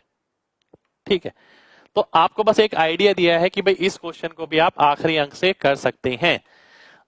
आगे आते हैं लास्ट 2 डिजिट का कॉन्सेप्ट। अब लास्ट डिजिट का आप कॉन्सेप्ट समझ गए, ठीक है। लास्ट डिजिट मतलब क्या होती है? यूनिट डिजिट होती है। यूनिट डिजिट का मतलब क्या होता है? यूनिट डिजिट का मतलब होता है किसी भी नंबर को अगर 10 से भाग करे तो क्या शेषफल बचेगा, ठीक है। अब कई बार एग्जामिनर क्या करता है, चारों ऑप्शन में आखिरी संख्या तो एक जैसी है, तो आप क्या कर सकते हैं, कई बार लास्ट 2 डिजिट का कॉन्सेप्ट लगा सकते हैं। लास्ट 2 डिजिट का कॉन्सेप्ट क्या होता है, आइए देख लेते हैं। जब लास्ट डिजिट काम ना करे तो कई बार हम लास्ट 2 डिजिट का यूज करते हैं, ठीक है। और लास्ट 2 डिजिट का मतलब क्या होता है, किसी भी नंबर को 100 से भाग करने पर जो रिमाइंडर बचता है वो लास्ट 2 डिजिट होती है, ठीक है। जैसे कि मैं एग्जांपल लेता हूं, एक एग्जांपल मैंने लिया आपके सामने। मेरे पास एक क्वेश्चन था जिसका सॉल्यूशन ये था, ठीक है। मेरे को इसकी आखिरी 2 अंक निकालने हैं, लास्ट 2 डिजिट्स, ठीक है। कल के सेशन में हमने मल्टीप्लीकेशन किया था 2 अंक का 2 अंक के साथ, उसी पे बेस ये क्वेश्चन है लगभग। आपने देखा 8 दूनी 16, 4 एकम 4, 16 और 4 कितना हो गया 20, 20 का मतलब कितना हो गया 200, 200 के अंदर क्या जोड़ा आपने 4 दूनी 8, 4 दूनी 8 का मतलब कितना हो गया 08 हो गया 208। तो ये इसकी लास्ट 2 डिजिट्स हो जाएंगे, लास्ट 2 डिजिट्स। मैंने पूरा नहीं सॉल्व किया, ये बात आप दोबारा से समझिए। 12 इंटू 84 था, ठीक है। 8 दूनी 16, 4 एकम 4, 16 और 4 कितना हो गया 20 हो गया। 20 का मतलब हो गया एक जीरो और लगा दो 200। इसमें क्या जोड़ेंगे 4 दूनी 8, तो आखिरी 2 संख्या कितनी आ गई 08 आ गई, वो मैंने यहां लिख दिया। तो मैं ऑप्शन से चेक कर लेता कौन सा ऑप्शन ऐसा है जिसमें लास्ट में 08 है, वो ऑप्शन मेरा आंसर हो जाता। तो बड़ी से बड़ी कैलकुलेशन बच सकती है, ठीक है। क्योंकि पता है क्या है, यही नंबर क्या हो सकता है आपका, ये भी हो सकता है 712 इंटू 984, ठीक है। आखिरी 2 संख्या अभी भी वही होंगी, आखिरी 2 संख्या अभी भी चेंज नहीं होंगी। तो इस तरीके से आपका एग्जाम में रह सकता है। ऐसे मैं आगे बढ़ता हूं। मैंने आपसे बोला कि भाई ये तो आपने एक एग्जाम्पल ले लिया, अब मैंने दूसरा एग्जाम्पल लिया, ये मैंने ले लिया 28, है ना। 28 इंटू 49, ये मेरे को सॉल्व करना है, ध्यान से समझिएगा, बहुत ध्यान से, ठीक है। अभी मैं बात आपसे किसी से नहीं कर रहा हूं क्योंकि अभी मैं बहुत मुद्दे की बात समझा रहा हूं, एक एक बच्चे को ये समझ आ जाए मजा आ जाएगा, है ना। आप देखते हैं 4 अट्ठे 32, 9 दूनी 18, 32 और 18 यानी 50, एक जीरो और मान लेता हूं 500, 9 अट्ठे 72, 572, 572 का मतलब क्या हो गया, आखिरी 2 संख्या क्या हो जाएंगी 72 हो जाएंगी। मैंने देखा कि कोई भी क्वेश्चन है अगर जिसके अंदर ऑप्शन में आखिरी में 72 है, वो ऑप्शन मेरा आंसर हो गया, ठीक है। 72 72 72, तो वो मेरा आंसर हो जाएगा, ठीक है। आगे देखता हूं मैं, ध्यान से समझिएगा बात। 28 इंटू 49 हमने कर लिया, हो सकता है यहाँ पर 628 149 हो। अब आपको क्या लग रहा है, पेपर में जाके आप कैसे सॉल्व करने वाले हैं, ठीक है। तो इसलिए लास्ट 2 डिजिट का कॉन्सेप्ट लेके जाना बहुत जरूरी रहता है। इन सब चीजों से ये नहीं है कि 100% सब जगह लगेंगी, पर हाँ ये है काफी जगह हमारा काम आसान हो जाएगा, जिससे आपकी कैलकुलेशन बहुत आसान हो सकती है। आइए देख लेते हैं, इसी पे बेसिक क्वेश्चन आया था एग्जाम में 17 मेंस में, CGL 17 मेंस, ठीक है। ये क्वेश्चन है और ये इसके ऑप्शन है, ये रे, है ना। अब मुझे ऐसा लगता है कि अगर कोई बच्चा ये सोच रहा है कि मैं एग्जाम में बैठ के इसका सॉल्यूशन बनाऊंगा, ठीक है। अगर आपको लग रहा है कि एग्जाम में बैठ के आप इसका सॉल्यूशन बनाने वाले हैं, तो ये बात तो पक्की, अभी आपको 1-2 साल कम से कम लगेंगे सिलेक्शन लेने में, ठीक है। एग्जाम का ही क्वेश्चन है, ऐसा नहीं कि मैंने अपनी तरफ से बनाया। हाँ मैं ये जरूर कर सकता था, अगर मैं इसकी लास्ट 3 डिजिट पे काम कर लूं, लास्ट 3 डिजिट भी निकल जाएगी, कोई बड़ी बात थोड़ी है। मैंने देखा ये कितना आ जाएगा, ये आ जाएगा आपका 2.5, अगला कितना होगा, अगर आप अगला देखते हैं 25 हो जाएगा, उससे अगला कितना होगा, एक एक जीरो ही तो बढ़ेगा। अब आखिरी 3 डिजिट अगर आपको निकालनी है 50, 25, 75 और 2 77, 77.5, तो सी ऑप्शन मेरा आंसर हो जाएगा, बाकी ऑप्शन मेरे कट जाएंगे, ठीक है। तो ये मेरा सीधा आंसर आ गया।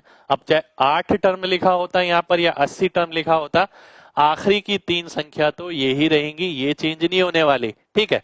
तो ये चीज आपको लगातार समझनी पड़ेगी। एक बार दोबारा से समझिए, देखिए 1 बटा ये है, इसको आप लिखते हैं 2.5। यहाँ में और यहाँ में क्या फर्क है, केवल एक डेसिमल का इधर चला गया, तो एक डेसिमल इधर चला जाएगा 25, फिर 250, फिर 2500। आखिरी दो संख्या किससे मिलेंगी, इससे मिलेंगी, क्योंकि ये तो डेसिमल वाला है, वो तो आएगा ही आएगा। तो आपने देखा आखिरी तीन संख्या 50, 75, 77, 77 इसमें दिख रहा है, आंसर हो गया। आगे बढ़ता हूं मैं। अप्रोक्सीमेशन, अप्रोक्सीमेशन एक बहुत बड़ा हथियार है, पर केवल उसी के लिए जो इसका महत्व जानता है। जब किसी क्वेश्चन में ऑप्शन का वैल्यू दूर दूर हो तो इसका यूज किया जाता है। आपको ये भी पता होना चाहिए कब मेरे को अप्रोक्सीमेशन लगाना है। ऐसा नहीं है किसी भी क्वेश्चन में आप अप्रोक्सीमेशन लगा के शुरू होगा कि हाँ अप्रोक्सीमेशन लगाया आंसर आ जाएगा। आपको पता तो होना चाहिए कि कब लगाना है। अब आपने देखा कोई क्वेश्चन है जिसके अंदर ऑप्शन दे रखे हैं ए बी सी डी, मान लेते हैं ये बोल रहा है वो 25 है, ये बोलता है 35 है, ये बोलता है 45 है, ये बोलता है 55 है। अप्रोक्सीमेशन लगाइए, मैं देखता हूं आंसर कैसे नहीं आएगा, डेफिनेट आएगा, 200% आएगा। ठीक है, क्योंकि सारे ऑप्शन दूर दूर हैं। इसी पे बेस एग्जांपल ले लेते हैं। एग्जांपल है आपके सामने ही है। एग्जांपल यहाँ पर इंग्लिश में लिखा हुआ है, आपका हिंदी में भी रहेगा, बिल्कुल घबराने की बात नहीं है। मैं एक बार हिंदी में बता देता हूं आपको। किसी राशि पर तीसरे साल का चक्रवृद्धि ब्याज 12,100 रुपए है। चौथे साल का चक्रवृद्धि ब्याज क्या होगा, ये आपसे पूछा गया है ना। बहुत ध्यान से समझिएगा। देखिए कॉन्सेप्ट पे मत जाइए, केवल और केवल आपको ये देखना है कि कैलकुलेशन कैसे करनी है। अब 12,100 रुपए है। अब जब आप अगले साल में आएंगे ना तो देखिए 12,100 रुपए तो मिलेंगे मिलेंगे, इसका 9% और जुड़ जाएगा। अब मैं एक बात देखता हूं, क्योंकि मेरे ऑप्शन बहुत दूर दूर है, 17,000, 15,000, 13,000, 14,000, बहुत दूर दूर है। अगर मैं 12,000 के अंदर 9% निकालता हूं, 12 नीम 108 होता है, 108 का मतलब 1,000 के करीब इसके अंदर और जुड़ने वाला है, 13,000 के करीब आंसर रहने वाला है। मैंने पूरा कैलकुलेट नहीं किया, तो 13,000 के करीब कौन सा ऑप्शन है, सी ऑप्शन है। सी ऑप्शन मेरा आंसर हो जाएगा। तो यहां ना क्या केवल हम ये देख रहे हैं कि आंसर कैसे कैलकुलेट करना है, हम ये भी देख रहे हैं कि कब वो चीज लगानी है, यानी अप्रोक्सीमेशन आपको कब लगाना है। ठीक है, आपने देखा कि चार ऑप्शन बहुत दूर दूर थे। बात समझिएगा, अगर यही ये ऑप्शन ये होते 13,080, 13,669, 13,189, 13,376, ठीक है, तो मैं नहीं लगाता। ठीक है, अब ऐसा थोड़ी है कि चीज आती है तो जबरदस्ती पेलनी है कहीं ना कहीं, तो वो सारी चीजें आपके कोर्स में चलेगी, आपको बताया जाएगा कब लगाना है, किस तरीके से लगाना है ना। आइए आगे बढ़ते हैं। कॉन्सेप्ट पे बिल्कुल मत जाइएगा। कॉन्सेप्ट अगर किसी चीज का समझ नहीं आया कोई दिक्कत वाली बात नहीं है, वो तो हम पूरे कोर्स में पढ़ेंगे ही ना। पर सबसे पहले आपका माइंड का फ्रेमवर्क करना कि भाई आपको पता होना चाहिए कि ये डायरेक्शन में आपको काम करना है और वही चीज आपको घर पे लगानी है ना। आगे बढ़ते हैं। अब मैं बोलता हूं आपसे, ये यहां पर वो बोलता है कि ए जो है 75% कम है बी से, और सी जो है 75% ए और बी के अंतर से 75% है। ए जो है बी से 75% कम है, बी अगर 100 है तो ये 25 हो गया, है ना। बात समझिए, अगर 100 है तो ये 25 हो गया। सी जो है 75% है किसका, इन दोनों के अंतर का। इन दोनों का अंतर मैं देखता हूं, अगर 75 हो गया, 75 का 75%, है ना, यानी 75 का स्क्वायर निकालिए। 75 का स्क्वायर क्या होता है, 75 को अगर स्क्वायर निकालना है, लास्ट में अगर 5 है तो लास्ट में तो 25 आता है ना। और 7 अट्ठे 56, 56.25 हो जाता है। अब मैं देखता हूं ध्यान से, ऑप्शन क्या है, दूर दूर है,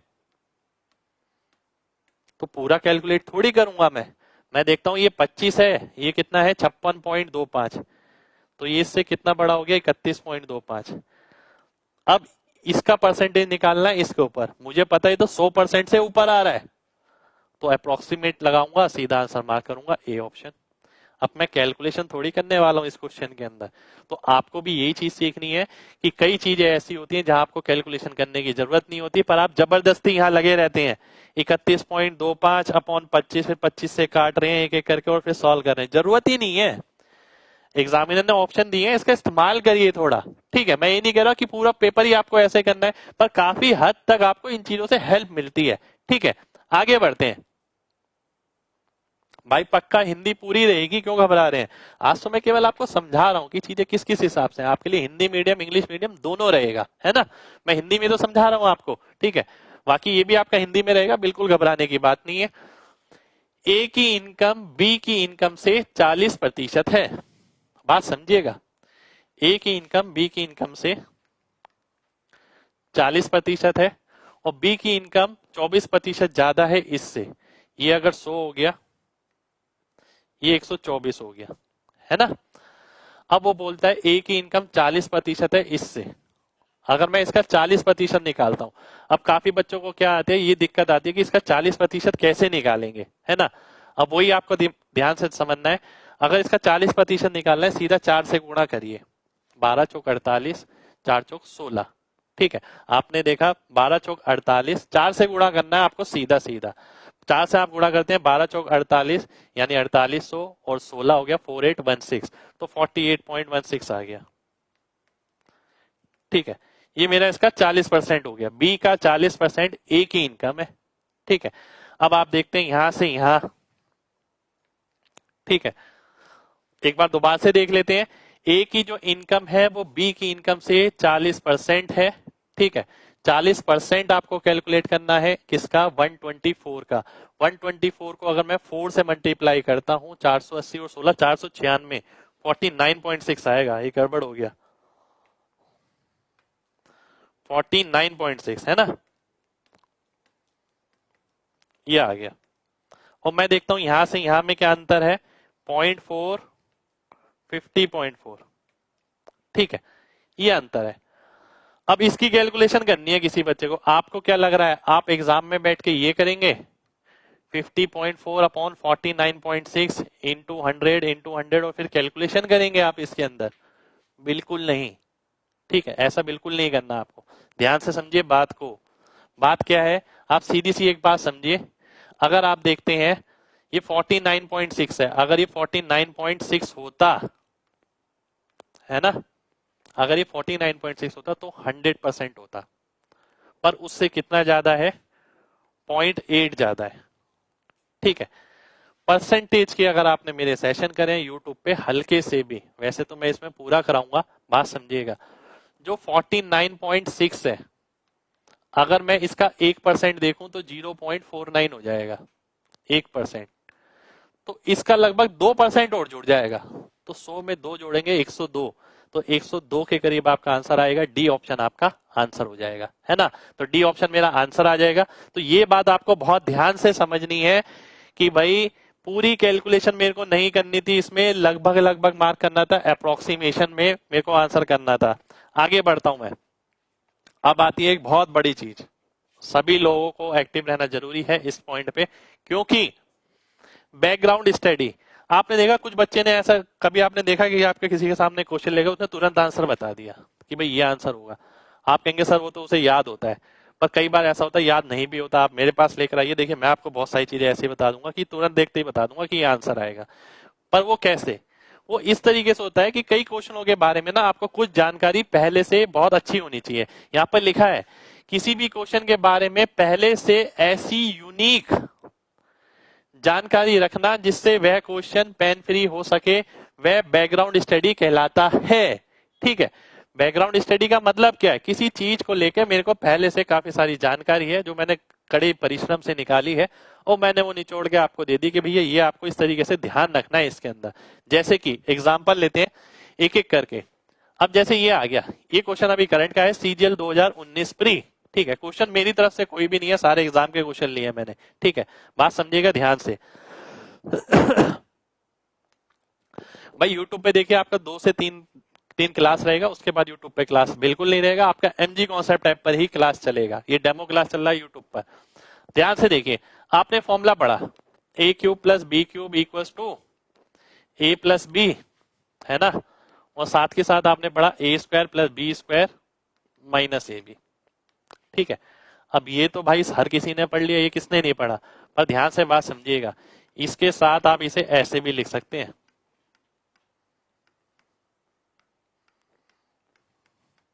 ए माइनस बी का स्क्वायर प्लस ए बी इसे आप इस तरीके से भी लिख सकते हैं, पर पता होना चाहिए पहले से। इसे आप इस तरीके से भी लिख सकते हैं, a plus B into A plus B का होल स्क्वायर, ठीक है, -3ab, ठीक है। पर ये चीज भी आपको पहले से पता होनी चाहिए। तो ऐसा नहीं है कि भाई, ऐसा नहीं है कि आपको ये चीज पता ही नहीं है और आप क्वेश्चन करने की सोच रहे हैं, पेपर में लिखना पड़ेगा फिर आपको, ठीक है। पर मैं जब पढ़ाऊंगा मैं आपको एक ही चीज डिटेल में बताऊंगा। ये एक्सपेक्टेड चेंजेस है, जैसे मैंने बोला ये कर सकता है एसएससी, और ये कर भी रहा है एसएससी। आप देखिए यहाँ पर कर रहा है ना ये एसएससी, ठीक है। A square plus B square -2ab plus A b, तो -ab मिल जाएगा। इसे खोल के देखने की जरूरत थोड़ी है। जिस बच्चे ने बैकग्राउंड स्टडी कर रखी है पहले से, वो तो सीधा देख के आंसर मार्क कर देगा। हो सकता है ये ना पूछ के वो ये पूछ ले, ठीक है, कि भाई a minus B square plus A B. अब मान लेते हैं मैं एग्जामिनर होता, मैं आपसे पूछ लेता कि भाई ये बताइए a प्लस बी का होल स्क्वायर -3ab, ठीक है। ये अपॉन ये बताना है। अब देखने में तो क्वेश्चन ऐसा लग रहा है कि भाई बहुत बड़ा क्वेश्चन है ना। और क्वेश्चन में है ही क्या, जो चीज ऊपर लिखी है वही तो नीचे लिखी है, पर वो पहले से पता होनी चाहिए ना आपको। तो पहले से अगर वो चीज पता है उसी को आप बैकग्राउंड स्टडी कहते हैं, ठीक है। तो इसका मतलब क्या है, यहाँ पर हम क्या करेंगे, ये चीज पूछी गई है आपसे, तो क्या होगा, इसको इससे डिवाइड कर देंगे। 5824 को डिवाइड करना है 28 से। अब क्योंकि यहाँ पर लार्ज डिजिट कॉन्सेप्ट भी लगा सकता हूँ मैं, क्योंकि सबकी आखिरी संख्या अलग अलग है, तो मैं देखता हूँ 8 अट्ठे 64, ये आपका आंसर आ जाएगा। डिवाइड भी करने की जरूरत मेरे को यहाँ पर बिल्कुल भी नहीं है, ठीक है। तो ये सबसे बड़ी चीज है, ये एक्सपेक्टेड चेंजेस है, ठीक है। तो ये वैसी चीज नहीं है जो आपको बेइज्जती करने के लिए दी गई हो, जबरदस्ती मुश्किल बनाई गई हो। वो पेपर में वही चीज आती है जो एक्सपेक्टेड चेंजेस की रहती है, ठीक है। आइए आगे बढ़ते हैं। आगे है आपका क्वेश्चन ये, ठीक है। ये भी आपका एग्जाम का ही क्वेश्चन है, अभी मेंस में आया हुआ है थोड़े टाइम पहले। अब मैंने बेसिकली सिंपल टाइप के एग्जाम्पल लिए आज, ठीक है। पहली क्लास में आप डरने नहीं चाहिए ना, पहली क्लास में आपको समझ आना चाहिए कि हाँ यार एक दुनिया और भी है सिलेक्शन वाली, जिसके अंदर ये सारी चीजें एग्जिस्ट करती हैं। ऐसा नहीं है कि हम पढ़ के सिर्फ पढ़े ही जा रहे हैं और कुछ हमें पल्ले नहीं पड़ रहा कि भाई सिलेक्शन क्यों नहीं हो रहा। आपको पता होना चाहिए क्यों नहीं हो रहा, क्या चीजों की जरूरत है, ठीक है। आइए देखते हैं।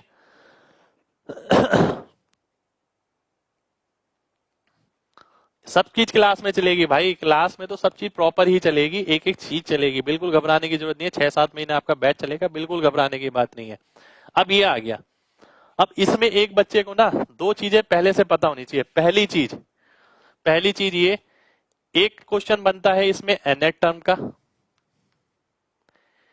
एक क्वेश्चन बनता है सम ऑफ nth टर्म का, ठीक है। जैसे कि दोनों में फर्क क्या है, बात समझिएगा, ये चीज बहुत ज्यादा जरूरी है, ठीक है।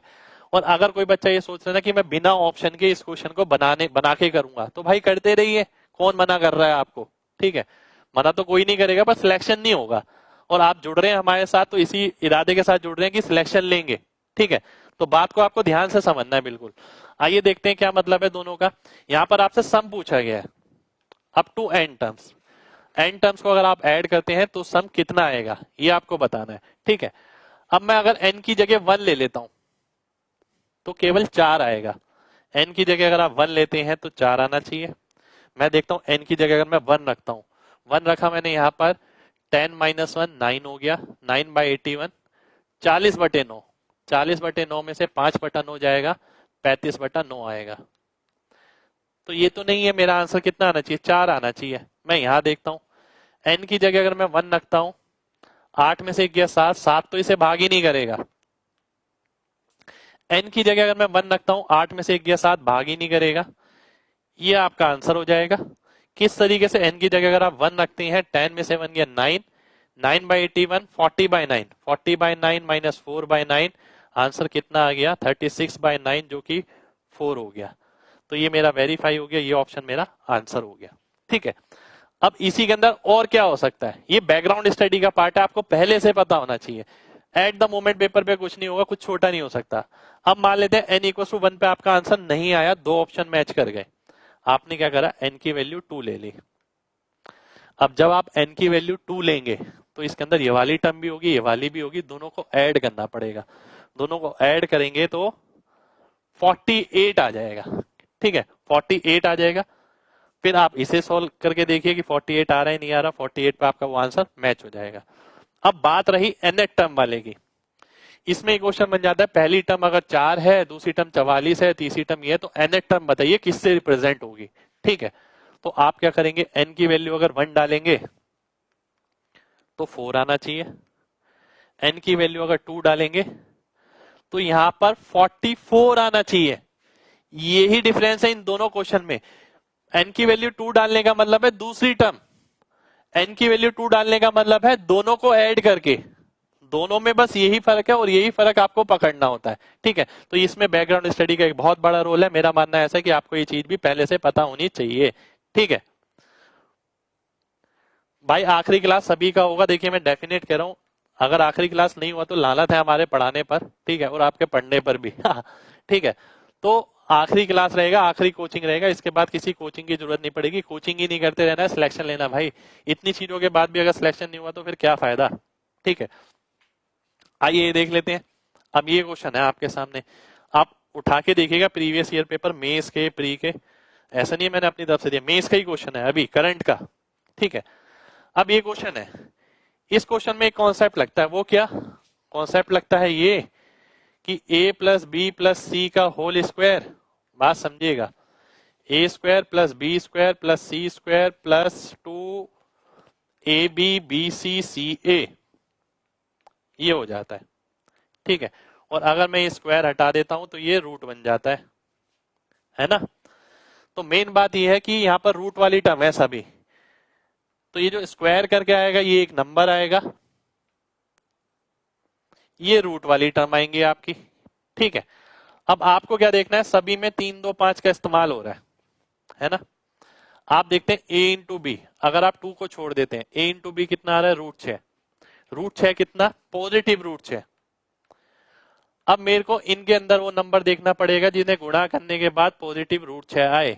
ये तो माइनस का आएगा, ये भी माइनस का आएगा, ये भी माइनस का आएगा, ये प्लस का आएगा, ये आंसर हो जाएगा।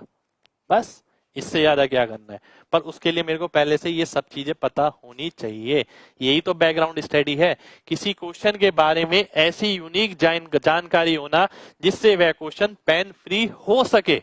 ठीक है, वो आपकी बैकग्राउंड स्टडी कहलाती है। बैकग्राउंड स्टडी का मतलब ये नहीं है कि आपने इसका कोई फॉर्मूला रट लिया या फिर कोई ट्रिक रट ली।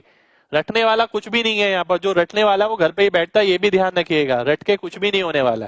ठीक है, तो बात को आपको ध्यान से समझना है। आपने देखा कि भाई 2 यहां पर आ गया, ए बी बी सी सी ए, अगर किसी दो ऑप्शन में ए बी मैच कर जाता तो हम क्या करते, फिर बी सी पर आते, फिर उसमें भी मैच कर जाता, सी ए पर आते, 200% आंसर आपका जरूर आता। ठीक है, तो आपको इतनी डिटेल में नहीं जाना है, एग्जाम के पॉइंट ऑफ व्यू से चलना है। मैं आपको ये भी बताऊंगा कोर्स पढ़ाते वक्त, आपको ये भी बताऊंगा, और ये भी बताऊंगा कि बच्चा गलती क्या करता है जो आपको नहीं करनी है। ठीक है, अगली बार से ये क्वेश्चन डायरेक्ट होगा।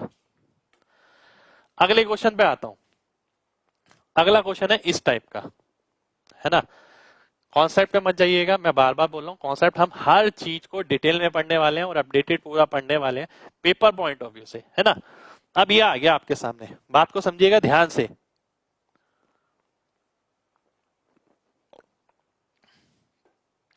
भाई सब करवाया जाएगा, बिल्कुल टेंशन मत लीजिए, A to Z जो है यहाँ पर ही बात करिएगा, सब बताएंगे आपको। अब इस टाइप के क्वेश्चन में क्या कहा जाता है, इसकी भी एक बैकग्राउंड स्टडी होती है कि भाई अगर इस तरीके का क्वेश्चन है, इस पे कितने नंबर पे बार है, 2 नंबर पे बार है। इस पे कितने नंबर पे बार है, 1 नंबर पे, इस पे 1 नंबर पे। इसका एलसीएम लीजिए, एलसीएम कितना आ गया, 2।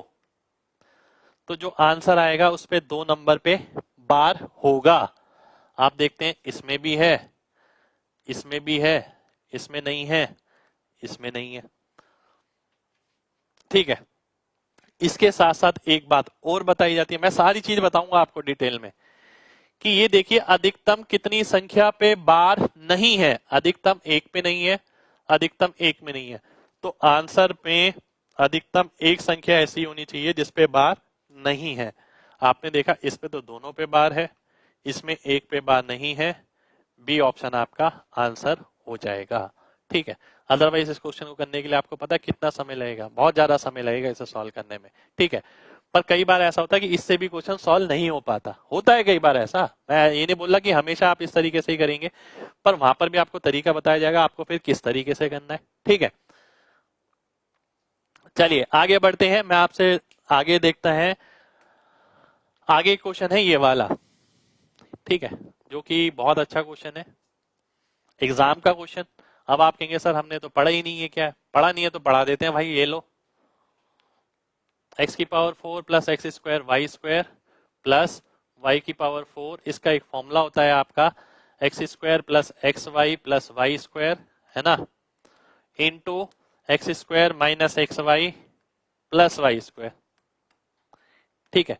ये एक फॉर्मूला होता है, और फॉर्मूले के साथ साथ ना आपको ये पढ़ाया जाता है कि भाई देखो, अगर आप X square plus Y square निकालते हो तो ये तो एडिशन वाला है, सब्ट्रैक्शन वाला, ए प्लस एस कर दो और 2 से भाग कर दो, सीधी सी बात।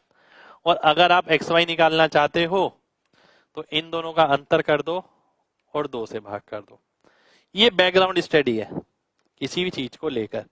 ये फॉर्मूला बहुत बच्चों को पता होता है, और फॉर्मूला पता होने के बाद वो पेपर में इसे प्लस करते हैं और ऐड करते हैं और सब्ट्रैक्ट करते हैं, ये दिक्कत है, और इसलिए उन्हें समय लगता है। पर ये उन्हें पहले से पता होना चाहिए। अब जैसे कि मैं यहाँ देखता हूँ, मैंने एक बात देखी, ये अगर एक 7 है तो दूसरा क्या होगा, दूसरा 3 होगा। कौन सी चीज, ये वाली, ये 3 आ जाएगी। कैसे, क्योंकि ये 21 है, ये फॉर्मूला है आपके सामने, है ना। अब मैं देखता हूं आपको निकालना क्या है। आप देखते हैं जो निकालने वाला पार्ट है, ये एक्स स्क्वायर वाई स्क्वायर, ठीक है, और x square plus Y square है। X square plus Y square कैसे आता है, a plus s upon 2, 7 plus 3/2 जो कि 5 हो गया, है ना। और ये वाला पार्ट कब आता है, देखिए यहां पर बताया था ए माइनस एस अपॉन 2, 7 माइनस 3 4, 4/2 2 हो गया, और 2 का स्क्वायर 4 हो गया, 5/4 मेरा आंसर हो गया। मैं अगर इस क्वेश्चन को करता, मैं पता क्या लिखता, मैं पहला स्टेप लिखता ये, और इसी में ही आंसर खत्म कर देता, ठीक है। और यही तो आपका बैकग्राउंड स्टडी का पार्ट है। मैंने बैकग्राउंड स्टडी क्या है, तजुर्बा है किसी चीज को लेके, जो आपके पास पहले से होना चाहिए। तजुर्बा आपके पास है नहीं, आप पेपर में क्या करेंगे, समय लगाएंगे इसके अंदर, इसके बाद ये निकालेंगे, फिर एक बार ऐड करेंगे, फिर एक बार सब्ट्रैक्ट करेंगे, फिर पूरा सॉल्व करेंगे, फिर वैल्यू निकालेंगे। और मैंने आपको बताया कि भाई अगर ये वाली वैल्यू निकालनी होती है, इन दोनों को जोड़ के 2 से भाग कर देते हैं, और अगर दूसरी वैल्यू निकालनी होती है एक्स वाई वाली तो घटा के 2 से भाग कर देते हैं। इस तरीके से आपका आंसर आ जाता है। आगे बढ़ते हैं। तो ये था पार्ट आपका बैकग्राउंड स्टडी का। अब कुछ एक चीज आती है आपकी ऑब्जर्वेशन रूल पे, ठीक है। मजा आ रहा है ना, बहुत बढ़िया भाई, मजा आना चाहिए ऐसे। और यूट्यूब पे जितने बंदे देख रहे हैं लाइक जरूर करिए, अच्छा लगेगा मेरे को। अगली चीज आ गई ऑब्जर्वेशन रूल। मैं डेफिनेट कह सकता हूं आपने ऐसा कहीं भी नहीं पढ़ा होगा ये सब चीजें, ठीक है। क्योंकि केवल ना कंटेंट कंटेंट बनवा दिया जाता है, बच्चे को एक टीचर की तरह तैयार कर दिया जाता है। प्रैक्टिकल बच्चा तैयार ही नहीं हो रहा, इसी वजह से दिक्कत हो रही है। मैं इंस्पेक्टर चालीसा का सेशन लाया हूँ, क्यों लाया हूँ, मुझे पता है भारत में ना प्रैक्टिकली पढ़ने वाले बहुत कम लोग हैं, ठीक है। और हमारा भारत आगे जब भी बढ़ सकता है जब आप प्रैक्टिकली चीजों को इम्प्लीमेंट करें। कैलकुलेशन सामने खड़ा हुआ बंदा करना चाहिए, ऐसे नहीं हाँ भाई कॉपी पेन लाओ लाओ करने शुरू कर दिया उसने, क्या इंस्पेक्टर बनेगा वो बच्चा, बात समझिए। तो वैसी चीज नहीं होनी चाहिए। अब आप देखते हैं ऑब्जर्वेशन रूल, फॉर्मूला या किसी भी आइडेंटिटी को दिमाग में ऑब्जर्व करके प्रैक्टिकली लगाना ऑब्जर्वेशन रूल कहलाता है। जैसे कि अब मैंने आपसे बोला, बात समझिएगा, a cube plus b cube equals to a plus b a square plus B square minus a b, ये बोल दिया मैंने आपसे, ठीक है। अब ये तो मैंने बोल दिया, अगला बोला मैंने a cube plus b cube equals to a plus b a minus b का स्क्वायर ए माइनस बी का होल स्क्वायर, ठीक है, प्लस ए बी, मैंने ये बोल दिया। अब एक बच्चा है, एक पहला वाला फॉर्मूला तो दिमाग में आ गया होगा, उसके दूसरा दिमाग में नहीं आया होगा, वो इसलिए क्योंकि उसने ना कभी दिमाग में लिखना नहीं सीखा, ठीक है। ऑब्जर्वेशन रूल आपका यही कहता है कि दिमाग में कुछ कुछ चीजें आपको रखनी पड़ेंगी। अगर आप दिमाग में कुछ फॉर्मूले विजुअलाइज कर लें, कुछ आइडेंटिटी विजुअलाइज कर लें, तो आपका काम बहुत आसान हो सकता है, ठीक है। जैसे कि, और एडवांस मैथ में इसका बहुत बड़ा रोल है। जैसे कि आप देखते हैं आपके सामने ये नंबर, ये एक क्वेश्चन है, ये भी आपका एग्जाम का, ये सीजीएल का, बात समझिएगा बहुत ध्यान से, सीजीएल का ही क्वेश्चन है, ये लिखा हुआ है। ठीक है, अब आप रीअरेंज करना शुरू कर देता है बच्चा देखते ही। क्यों? क्योंकि उसे आदत है, उसे लगातार ना क्लास जैसा माहौल होता है ना, उसे बहुत अच्छा लगता है, पहला स्टेप करूं दूसरा स्टेप करूं, क्योंकि वहां उसका कंफर्ट जोन है, उसे लगता है गलती के चांसेस बहुत कम है। पर भाई सिलेक्शन के चांसेस भी तो बहुत कम है, ये भी समझिए। ठीक है, तो आप देखिए गलती करेंगे उससे सीखेंगे तभी तो आगे बढ़ेंगे। आपने देखा ध्यान से, बहुत ध्यान से देखिएगा, एक सेकंड रुक जाइए।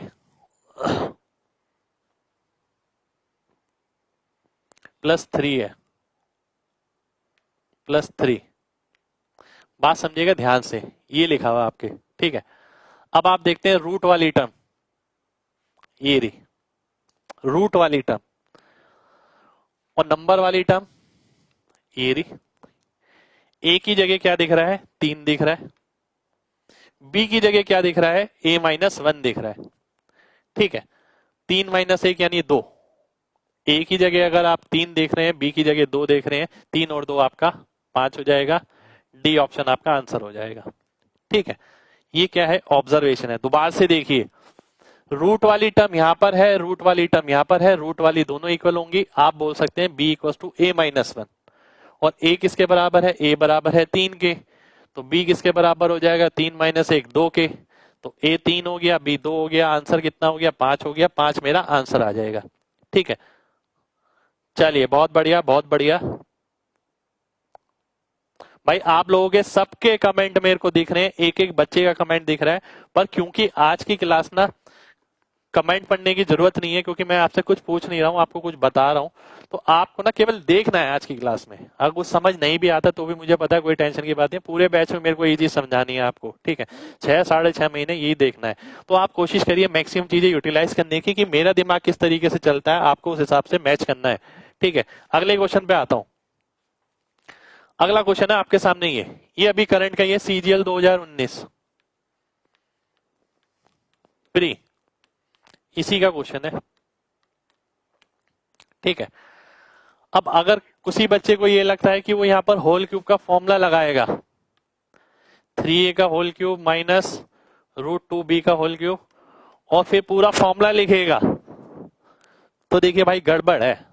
अभी आपको थोड़ा सा काम करने की जरूरत है, और वही काम यहाँ पर चल रहा है। ठीक है, बहुत सारे बच्चे करते हैं ऐसा, पर ये गलती आपको बिल्कुल भी नहीं करनी है।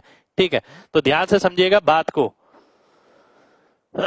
आपने देखा यहाँ क्या आएगा? 3a, यहाँ क्या आएगा? √2, 3a √2, 3a √2, 3a √2, 3a √2। चलो जी, ये तो आप सब चारों ऑप्शन में एक जैसा है। अब मेरे को एक बात पता है, a³ - b³ क्या होता है? a + b, a - b, a² + b² + ab, यानी अगले वाले तीनों में प्लस होने चाहिए। मैंने देखा इसमें तो नहीं है, मैंने देखा इसमें भी नहीं है, बचे क्या? ये दोनों ऑप्शन बचे। ठीक है, चलो 2 ऑप्शन कट गए, 2 ऑप्शन अभी भी बचे। अब आगे बढ़ते हैं। आपने पढ़ा a × b, a × b अगर आप बात करें तो 3√2 आना चाहिए। 3√2 यहां पर है, यहां पर क्या है? 6√2, ये वाला ऑप्शन कट जाएगा, सी ऑप्शन आपका आंसर हो जाएगा। ये क्या है? ये मैंने क्या किया? ये मैंने आपको a³ - b³ का फॉर्मूला, जो कि आपका ये था, a³ - b³ का फॉर्मूला, ये मैंने आपको दिमाग में ऑब्जर्व कराया। a - b, a² + b² + ab, यही तो हमारा ऑब्जर्वेशन रूल है। ठीक है, ये फॉर्मूला मैंने आपको दिमाग में ऑब्जर्व कराया है। मैंने आपसे बोला कि भाई यहाँ क्या आएगा? 3a √2, वो तो चारों ऑप्शन में वो तो दिख ही रहा है, वो देखने की भी जरूरत क्या है। आगे आने वाले पार्ट में दोनों प्लस होने चाहिए। आपने देखा ये गया और ये गया, बचे ये दोनों। पर ये वाला पार्ट क्या है? ए बी यानी 3√2, 3√2, यहाँ 6√2 है, ये गया, और सी ऑप्शन मेरा आंसर हो गया। 200% है, आंसर आएगा ही आएगा। ठीक है, चलिए आगे बढ़ते हैं। वीडियो आप जितनी मर्जी बार देख सकते हैं, देखिए घर पे जितनी मर्जी बार, सब सही हो जाएगा। भाई आप मेरे साथ जुड़े, विश्वास रखिएगा, सब बढ़िया हुआ एकदम, पर मेहनत करनी पड़ेगी मेरे साथ। अब देखिए ये क्वेश्चन, मैं डेफिनेट कह सकता हूं कि भाई बच्चों को बहुत दिक्कत आएगी इस क्वेश्चन को करने में। ठीक है, और वो इसलिए दिक्कत आएगी क्योंकि उन्होंने क्या करा है आज तक, इस टाइप का क्वेश्चन देखते सीधा लिखना शुरू किया है। अगर मैं सीधा नहीं लिखता हूं, बात समझिएगा बहुत ध्यान से, ठीक है। P divide by Q into R, P divide by Q into R. अभी अभी आपको बताया था कि भाई X square plus Y square plus X Y को आप कैसे लिख सकते हैं, माइनस एक्स वाई को कैसे लिख सकते हैं। अगर आप P को डिवाइड बाय Q रखते हैं, यानी इसको अगर आप इससे भाग करते हैं, तो ध्यान से ऑब्जर्व करिएगा, बहुत ध्यान से। पहली बात तो एक चीज ध्यान रखिए, अगर 1/4 डिवाइड बाय 2/3 लिखा है, इस बात का मतलब क्या होता है, 3 यहां जाएगा और 2 यहां आएगा, तो ये क्या हो जाता है 3/8। पहली बात तो आपको ये पता होना चाहिए। कई बच्चों को ये भी नहीं पता होता, इसे भी मल्टीप्लाई करके रेशनल उल्टा करते हैं और फिर सॉल्व करते हैं। तो ये ध्यान रखना है, ये यहां से यहां जाएगा और यहां से यहां आएगा, है ना। तो ये चीज सीखनी है। अब मैं आपसे बोलता हूं डिवाइड का मतलब है ये यहां जाएगा और ये यहां आएगा, है ना। बिल्कुल है जी, ऐसे ही तो होगा। अब आप ध्यान से देखते हैं कि भाई a cube plus b cube, और ये नीचे आ गया, ये तो वही आ गया a square plus B square minus a b, वही तो आ गया जो इसके साथ होता है। और ये चीज भी आपके ऊपर चली गई, इसके साथ वो आ गया जो यहां होता है। तो यानी क्या बचेगा, अगर मैं p को q से डिवाइड कर देता हूं, तो क्या बचेगा, एक बचेगा x प्लस वाई, एक बचेगा x माइनस वाई, ठीक है, इनटू आर। आर अगर देखें तो आर में इससे ये कट जाएगा, बचेगा ये। अब ये क्या आ गया, twice of A square plus B square, twice of X square plus Y square.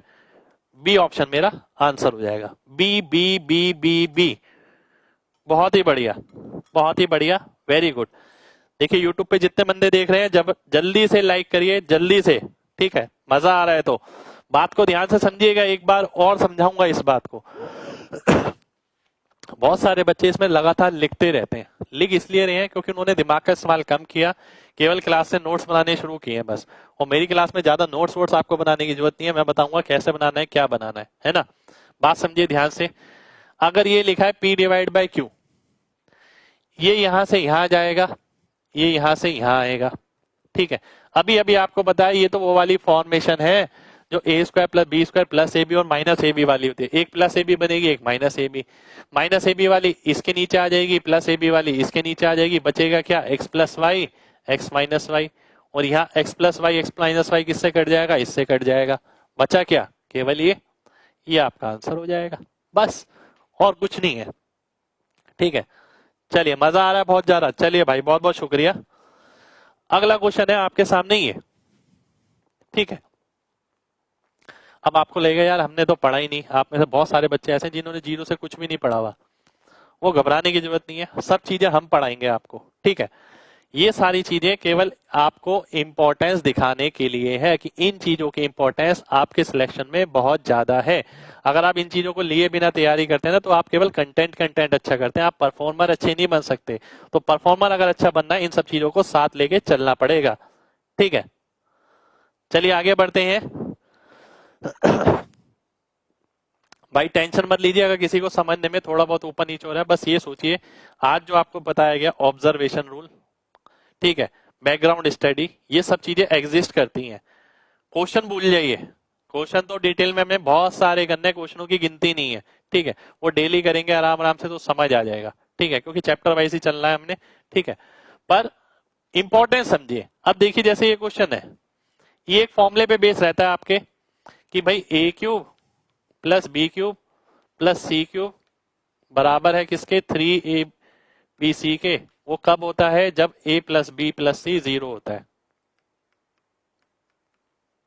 ठीक है। जब आपका a प्लस बी प्लस सी 0 होता है तब ऐसा होता है।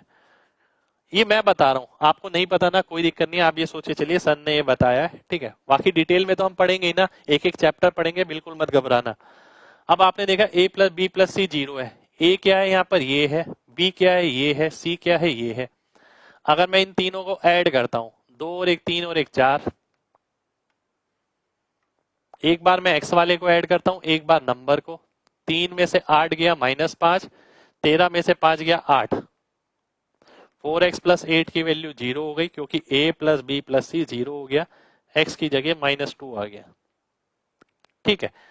अब यहां पर हमने किया क्या, आपको जो समझना है ना वो ये चीज समझनी है कि कंटेंट तो आप बनाएंगे पूरा अच्छे से।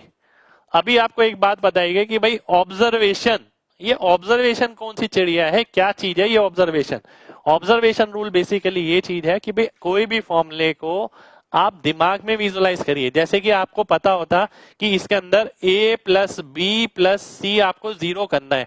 अब कुछ बच्चे क्या करेंगे, इसे भी लिखेंगे 2x plus 3 plus x minus 8 plus x plus 13 ये जीरो के बराबर है, और फिर सॉल्व करेंगे।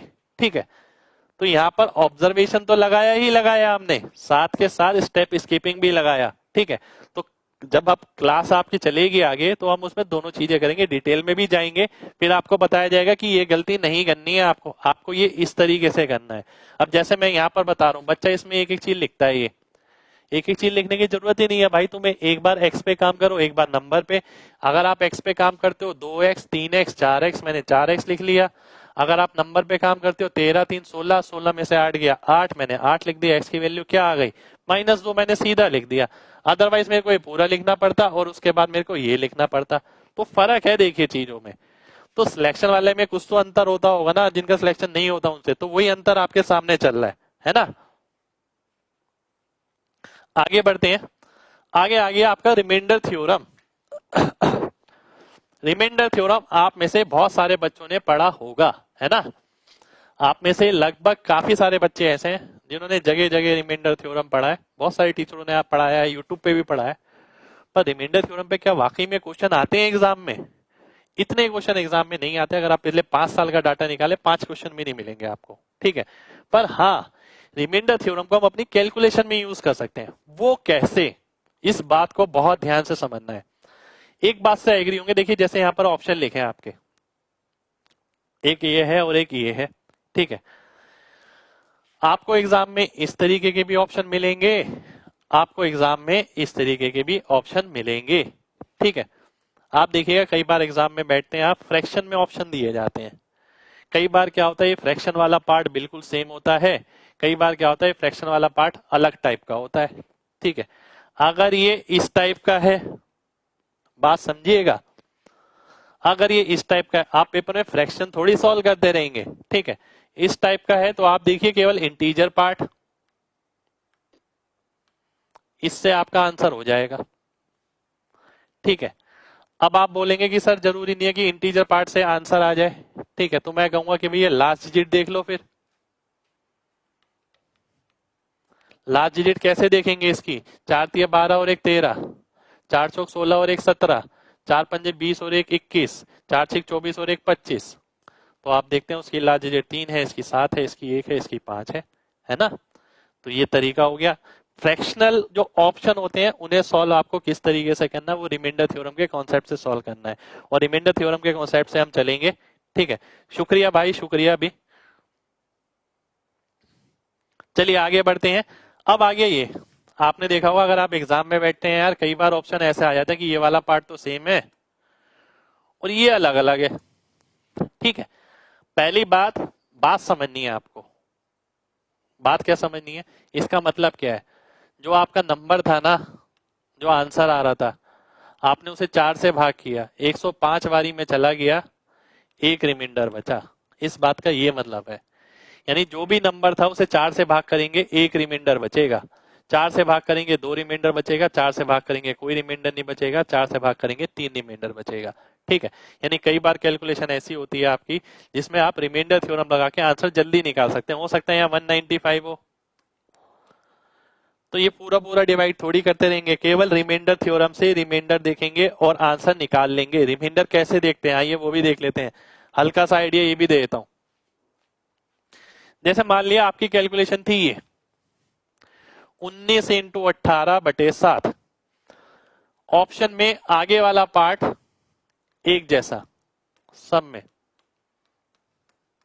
पीछे वाला पार्ट अलग अलग है। ठीक है, अब जैसे कि मैं इसे चेक करता हूं, 7 से भाग किया कितना रिमाइंडर बचा, 7 दूनी 14, 5 बचा। 7 से भाग किया कितना रिमाइंडर बचा, 4 बचा। 5 चौक 20, 20 को अगर आप 7 से भाग करते हैं तो कितना रिमाइंडर बचेगा? 6 रिमाइंडर बचेगा। तो मान लेते हैं एक ऑप्शन ये था 6/7, दूसरा 5/7, तीसरा 4/7, 3/7। ये वाला नंबर मेरा आंसर आ जाएगा। ठीक है, तो इसमें मैंने पूरा कैलकुलेट नहीं करा इसे, 19 इंटू 18 मैंने करा ही नहीं और ना उसे 7 से भाग किया। मैंने केवल और केवल क्या किया, मैंने देखा 7 से इसे भाग करता हूं, 2 बारी में जाएगा, 14 बचेगा क्या? 5 रिमाइंडर। 7 को भाग करता हूं, 2 बारी में जाएगा, रिमाइंडर क्या बचेगा? 4। 5 चौक कितना हो गया? 20। 20 को 7 से भाग करूंगा, क्या बचेगा? 6। तो जिस भी ऑप्शन में 6 रिमाइंडर 6 शेषफल बचेगा वो ऑप्शन मेरा आंसर हो जाएगा। ठीक है, तो वो ऑप्शन मेरा आंसर हो गया। ठीक है, आपकी पहली कोचिंग है और आखिरी भी होगी, देखिए पक्की बात है आखिरी भी रहेगी। आगे देखिएगा, अब मान लेते हैं ये है, इस तरीके की कैलकुलेशन है। आप क्या सोच के जा रहे हैं एग्जाम में? पहले आप मल्टीप्लाई करेंगे, फिर डिवाइड करेंगे, फिर फ्रैक्शन में भी कैलकुलेट करेंगे, तब आंसर मार्क करेंगे। अपने दिल से पूछिएगा, आप तैयार हैं इस कैलकुलेशन के लिए? और मैंने नहीं लिखी, एग्जाम में ही आती है इस तरीके की चीजें। तो इसको भी मैं रिमाइंडर थ्योरम से निपटाऊंगा। मैंने क्या देखा, अगर मैं 3 से भाग करता हूं, 3 से भाग करेंगे ये तो एक बचेगा, 3 पंजे 15 होता है। अब 3 से अगर इसे भाग करता हूं तो 34 बारी में जाएगा, 102 बचा क्या? 1। यानी जो आंसर आएगा वो इस तरीके से होगा, ये वाला पार्ट 1/3, ये मेरा आंसर हो जाएगा। तो मैं देखूंगा जिसमें 1/3 है वो मेरा आंसर हो गया। अब आप ये भी कह सकते हैं कि सर 2 ऑप्शन में भी तो 1/3 हो सकता है। हाँ जी, जरूर हो सकता है, क्यों नहीं हो सकता। अब मैंने आपको ये भी तो बताया कि आप आखिरी संख्या से काम कर सकते हैं, 3 6 18। आप देखिए गुणा करने के बाद ये 8 आ रहा है ऊपर। ठीक है, तो इससे आंसर आ जाएगा। आप कहेंगे सर और कुछ भी है, बहुत सारी चीजें हैं, पहली क्लास में इतनी सारी चीजें नहीं बताई जाती। ठीक है, तो जैसे जैसे आगे बढ़ेंगे तो वो सारी चीजें आप सीख जाएंगे। शुक्रिया भाई, शुक्रिया। आपकी भी पहली कोचिंग है, बहुत बढ़िया भाई, और आखिरी भी रहेगी, देखिए वादा है हमारा। बस चीजों को समझ के चलना। ठीक है, बेवकूफी बिल्कुल नहीं करनी है। ठीक है, दिमाग का इस्तेमाल ज्यादा से ज्यादा, मेहनत भी करनी है पर राइट डायरेक्शन में करनी है। यूनिटरी मेथड में अंदाजा लगाना जो कि सबसे बड़ा पार्ट है। ठीक है, मैंने आपको बताया था, जैसे कि यूनिटरी मेथड में आप देखें कई क्वेश्चन आपको ऐसे मिलेंगे, आपको जो क्वेश्चन मिलते हैं ना यूनिटरी मेथड आप जगह जगह यूज करेंगे। और आप जगह जगह क्या देखते हैं, जैसे मैंने ऑप्शन लिख दिया 24,000, ठीक है, 22,000, 36,000, ठीक है, 42,000। ठीक है, अपनी तरफ से मैंने ऑप्शन लिए। ठीक है, अगर मैं देखता हूं, बात समझिएगा बहुत ध्यान से। ठीक है, बहुत ध्यान से आपको समझना है। 0.02 की वैल्यू उसने दे दी 48,000 कुछ करके, और 100 के करीब वैल्यू पूछ ली। बात समझिएगा बहुत बहुत बहुत ध्यान से, बहुत ध्यान से समझने वाला पार्ट है। कई बच्चे इसमें बहुत कंफ्यूज हो जाते हैं। दोबारा से लिख देता हूं एक बार। मैंने बोला कि भाई 0.02 की वैल्यू 48, आगे 000 कितने भी जीरो हो सकते हैं, और मैंने 100 या 1 या 10 किसी की वैल्यू पूछी है आपसे, और ये ऑप्शन है इस तरीके से। ठीक है, बात समझिएगा बहुत ध्यान से, क्योंकि ये बात ना जगह जगह लगाई जाएगी और आपको बहुत हेल्प मिलेगी, बहुत हेल्प मिलेगी। ध्यान से समझना है। आपने देखा ये 48 है, यहाँ के डेसिमल भूल जाइए, यहाँ के जीरो भूल जाइए, दोनों भूल जाना है, यहाँ के डेसिमल और वहां के जीरो। आप ये देखिए 2 और 48 में रिलेशन कितना है? 24 का।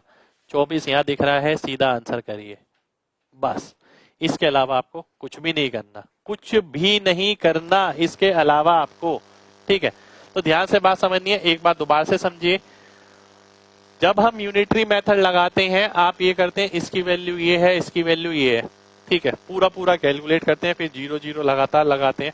आपको केवल मल्टीप्लायर देखना है, यानी केवल स्टार्टिंग के 2 अंक देख के आप आंसर मार्क कर सकते हैं। आपने देखा 2 और 48 में क्या रिलेशन है? 24 का। ठीक है, 1 को 24 से गुणा करूंगा, 24 आ जाएगा। 24 जहां दिख रहा है वो ऑप्शन मेरा आंसर हो जाएगा। ठीक है, तो इस तरीके से आप इसका आंसर मार्क कर सकते हैं। आइए एक एग्जांपल ले लेते हैं। जैसे कि मान लेते हैं ये आपको दे रखा है। ठीक है, ध्यान से समझिएगा, इंग्लिश में क्वेश्चन है, वैसे आपका इंग्लिश और हिंदी दोनों ही रहेगा, बिल्कुल घबराने वाली बात नहीं है। मैंने बताया था पहली क्लास है, चीजों को समझना है पहले, कंटेंट नहीं है कुछ। अभी कंटेंट मान के चलिए आपका 0 है, मैं भी यही मान के चलूंगा कि आपका 0 है, ठीक है। आपने देखा difference between CI on rupees 12,500 रुपए पे, अंतर बताना है आपको 8% के हिसाब से 1 साल और हाफ ईयरली का, ठीक है। 1 साल के हिसाब से तो रेट 8% होती है, ठीक है, और हाफ ईयरली के हिसाब से 8.16% होती है, ठीक है। 4 और 4x4/100 नहीं भी पता तो मैं बता देता हूं, ठीक है, क्योंकि जब डिटेल में पढ़ेंगे तो सब चीज पढ़ेंगे। अब बात समझिएगा ध्यान से, मैंने बोला 100 यूनिट की वैल्यू कितनी है, 12,500, 0.16% निकालना है मेरे को, ठीक है।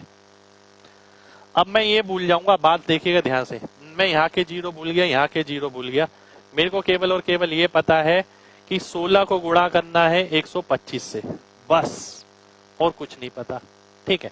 125 का मतलब होता है 1/8, 16 को 8 से भाग किया 2 आ गया, 2 कहां दिख रहा है, यहां दिख रहा है, ये मेरा आंसर हो गया, ठीक है।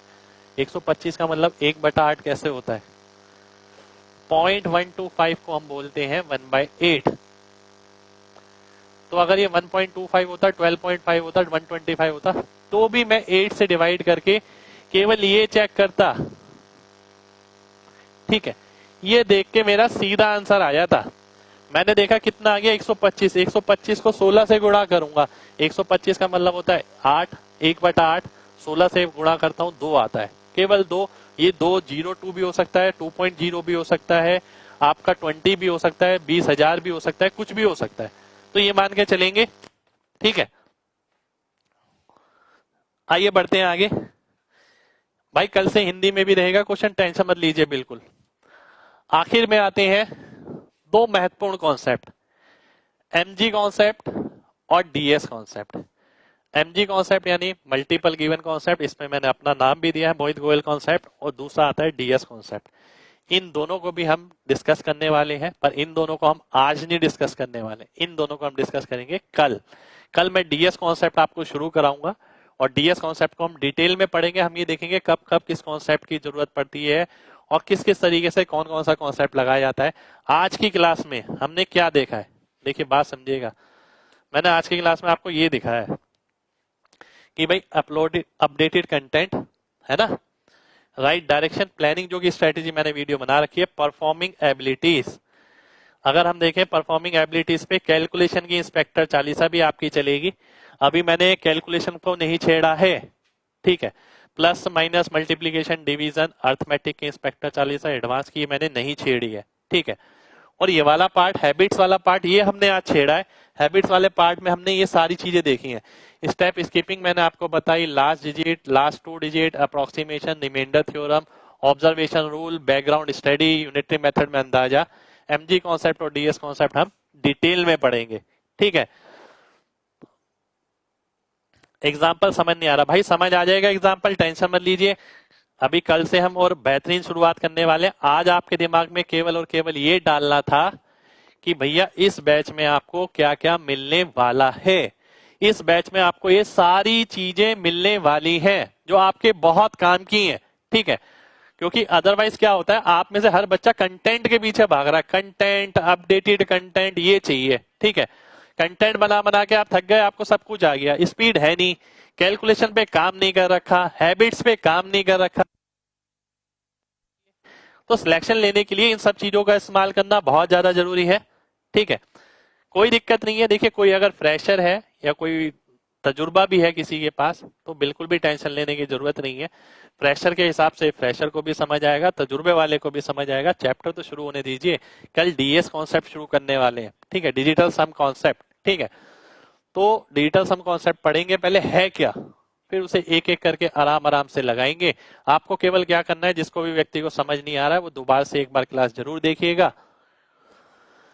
शुक्रिया भाई, शुक्रिया शुक्रिया शुक्रिया। और YouTube पे जितने भी बच्चों ने क्लास देखी है, मैं उम्मीद करता हूं वो इसे लाइक जरूर करेंगे, ठीक है, क्योंकि ये मेरा तजुर्बा है। देखिए ये बात आपको कोई भी नहीं बता सकता, ठीक है। ये 5 सिलेक्शन का तजुर्बा है और आपको क्लास लेके पता लग गया होगा कि भाई हाँ वाकई में ये 5 सिलेक्शन का ही तजुर्बा है।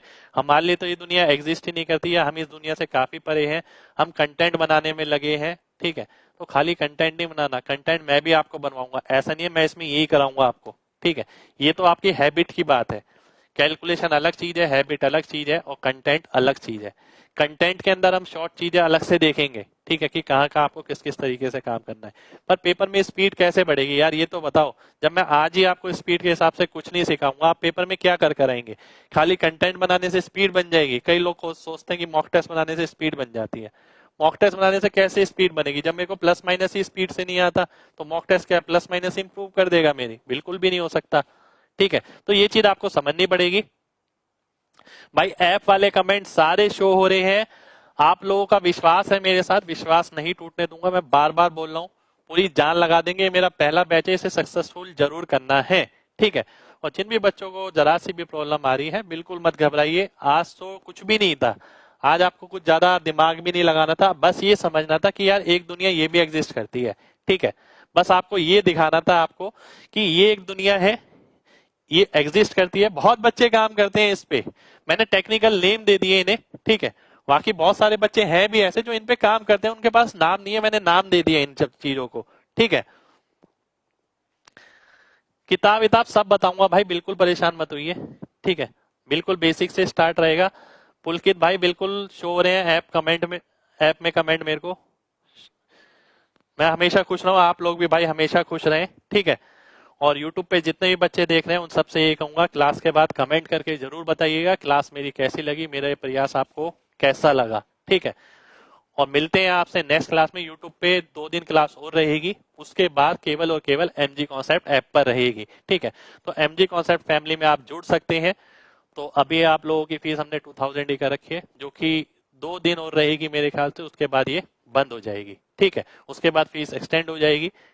तो आपको ये कहूंगा, आपका भी मोस्ट वेलकम है कि अगर आप MG कॉन्सेप्ट फैमिली में जुड़ना चाहते हैं। ठीक है, क्योंकि ये परिवार है, इसे बढ़ाइए, मेरा पूरा विश्वास आपके साथ है।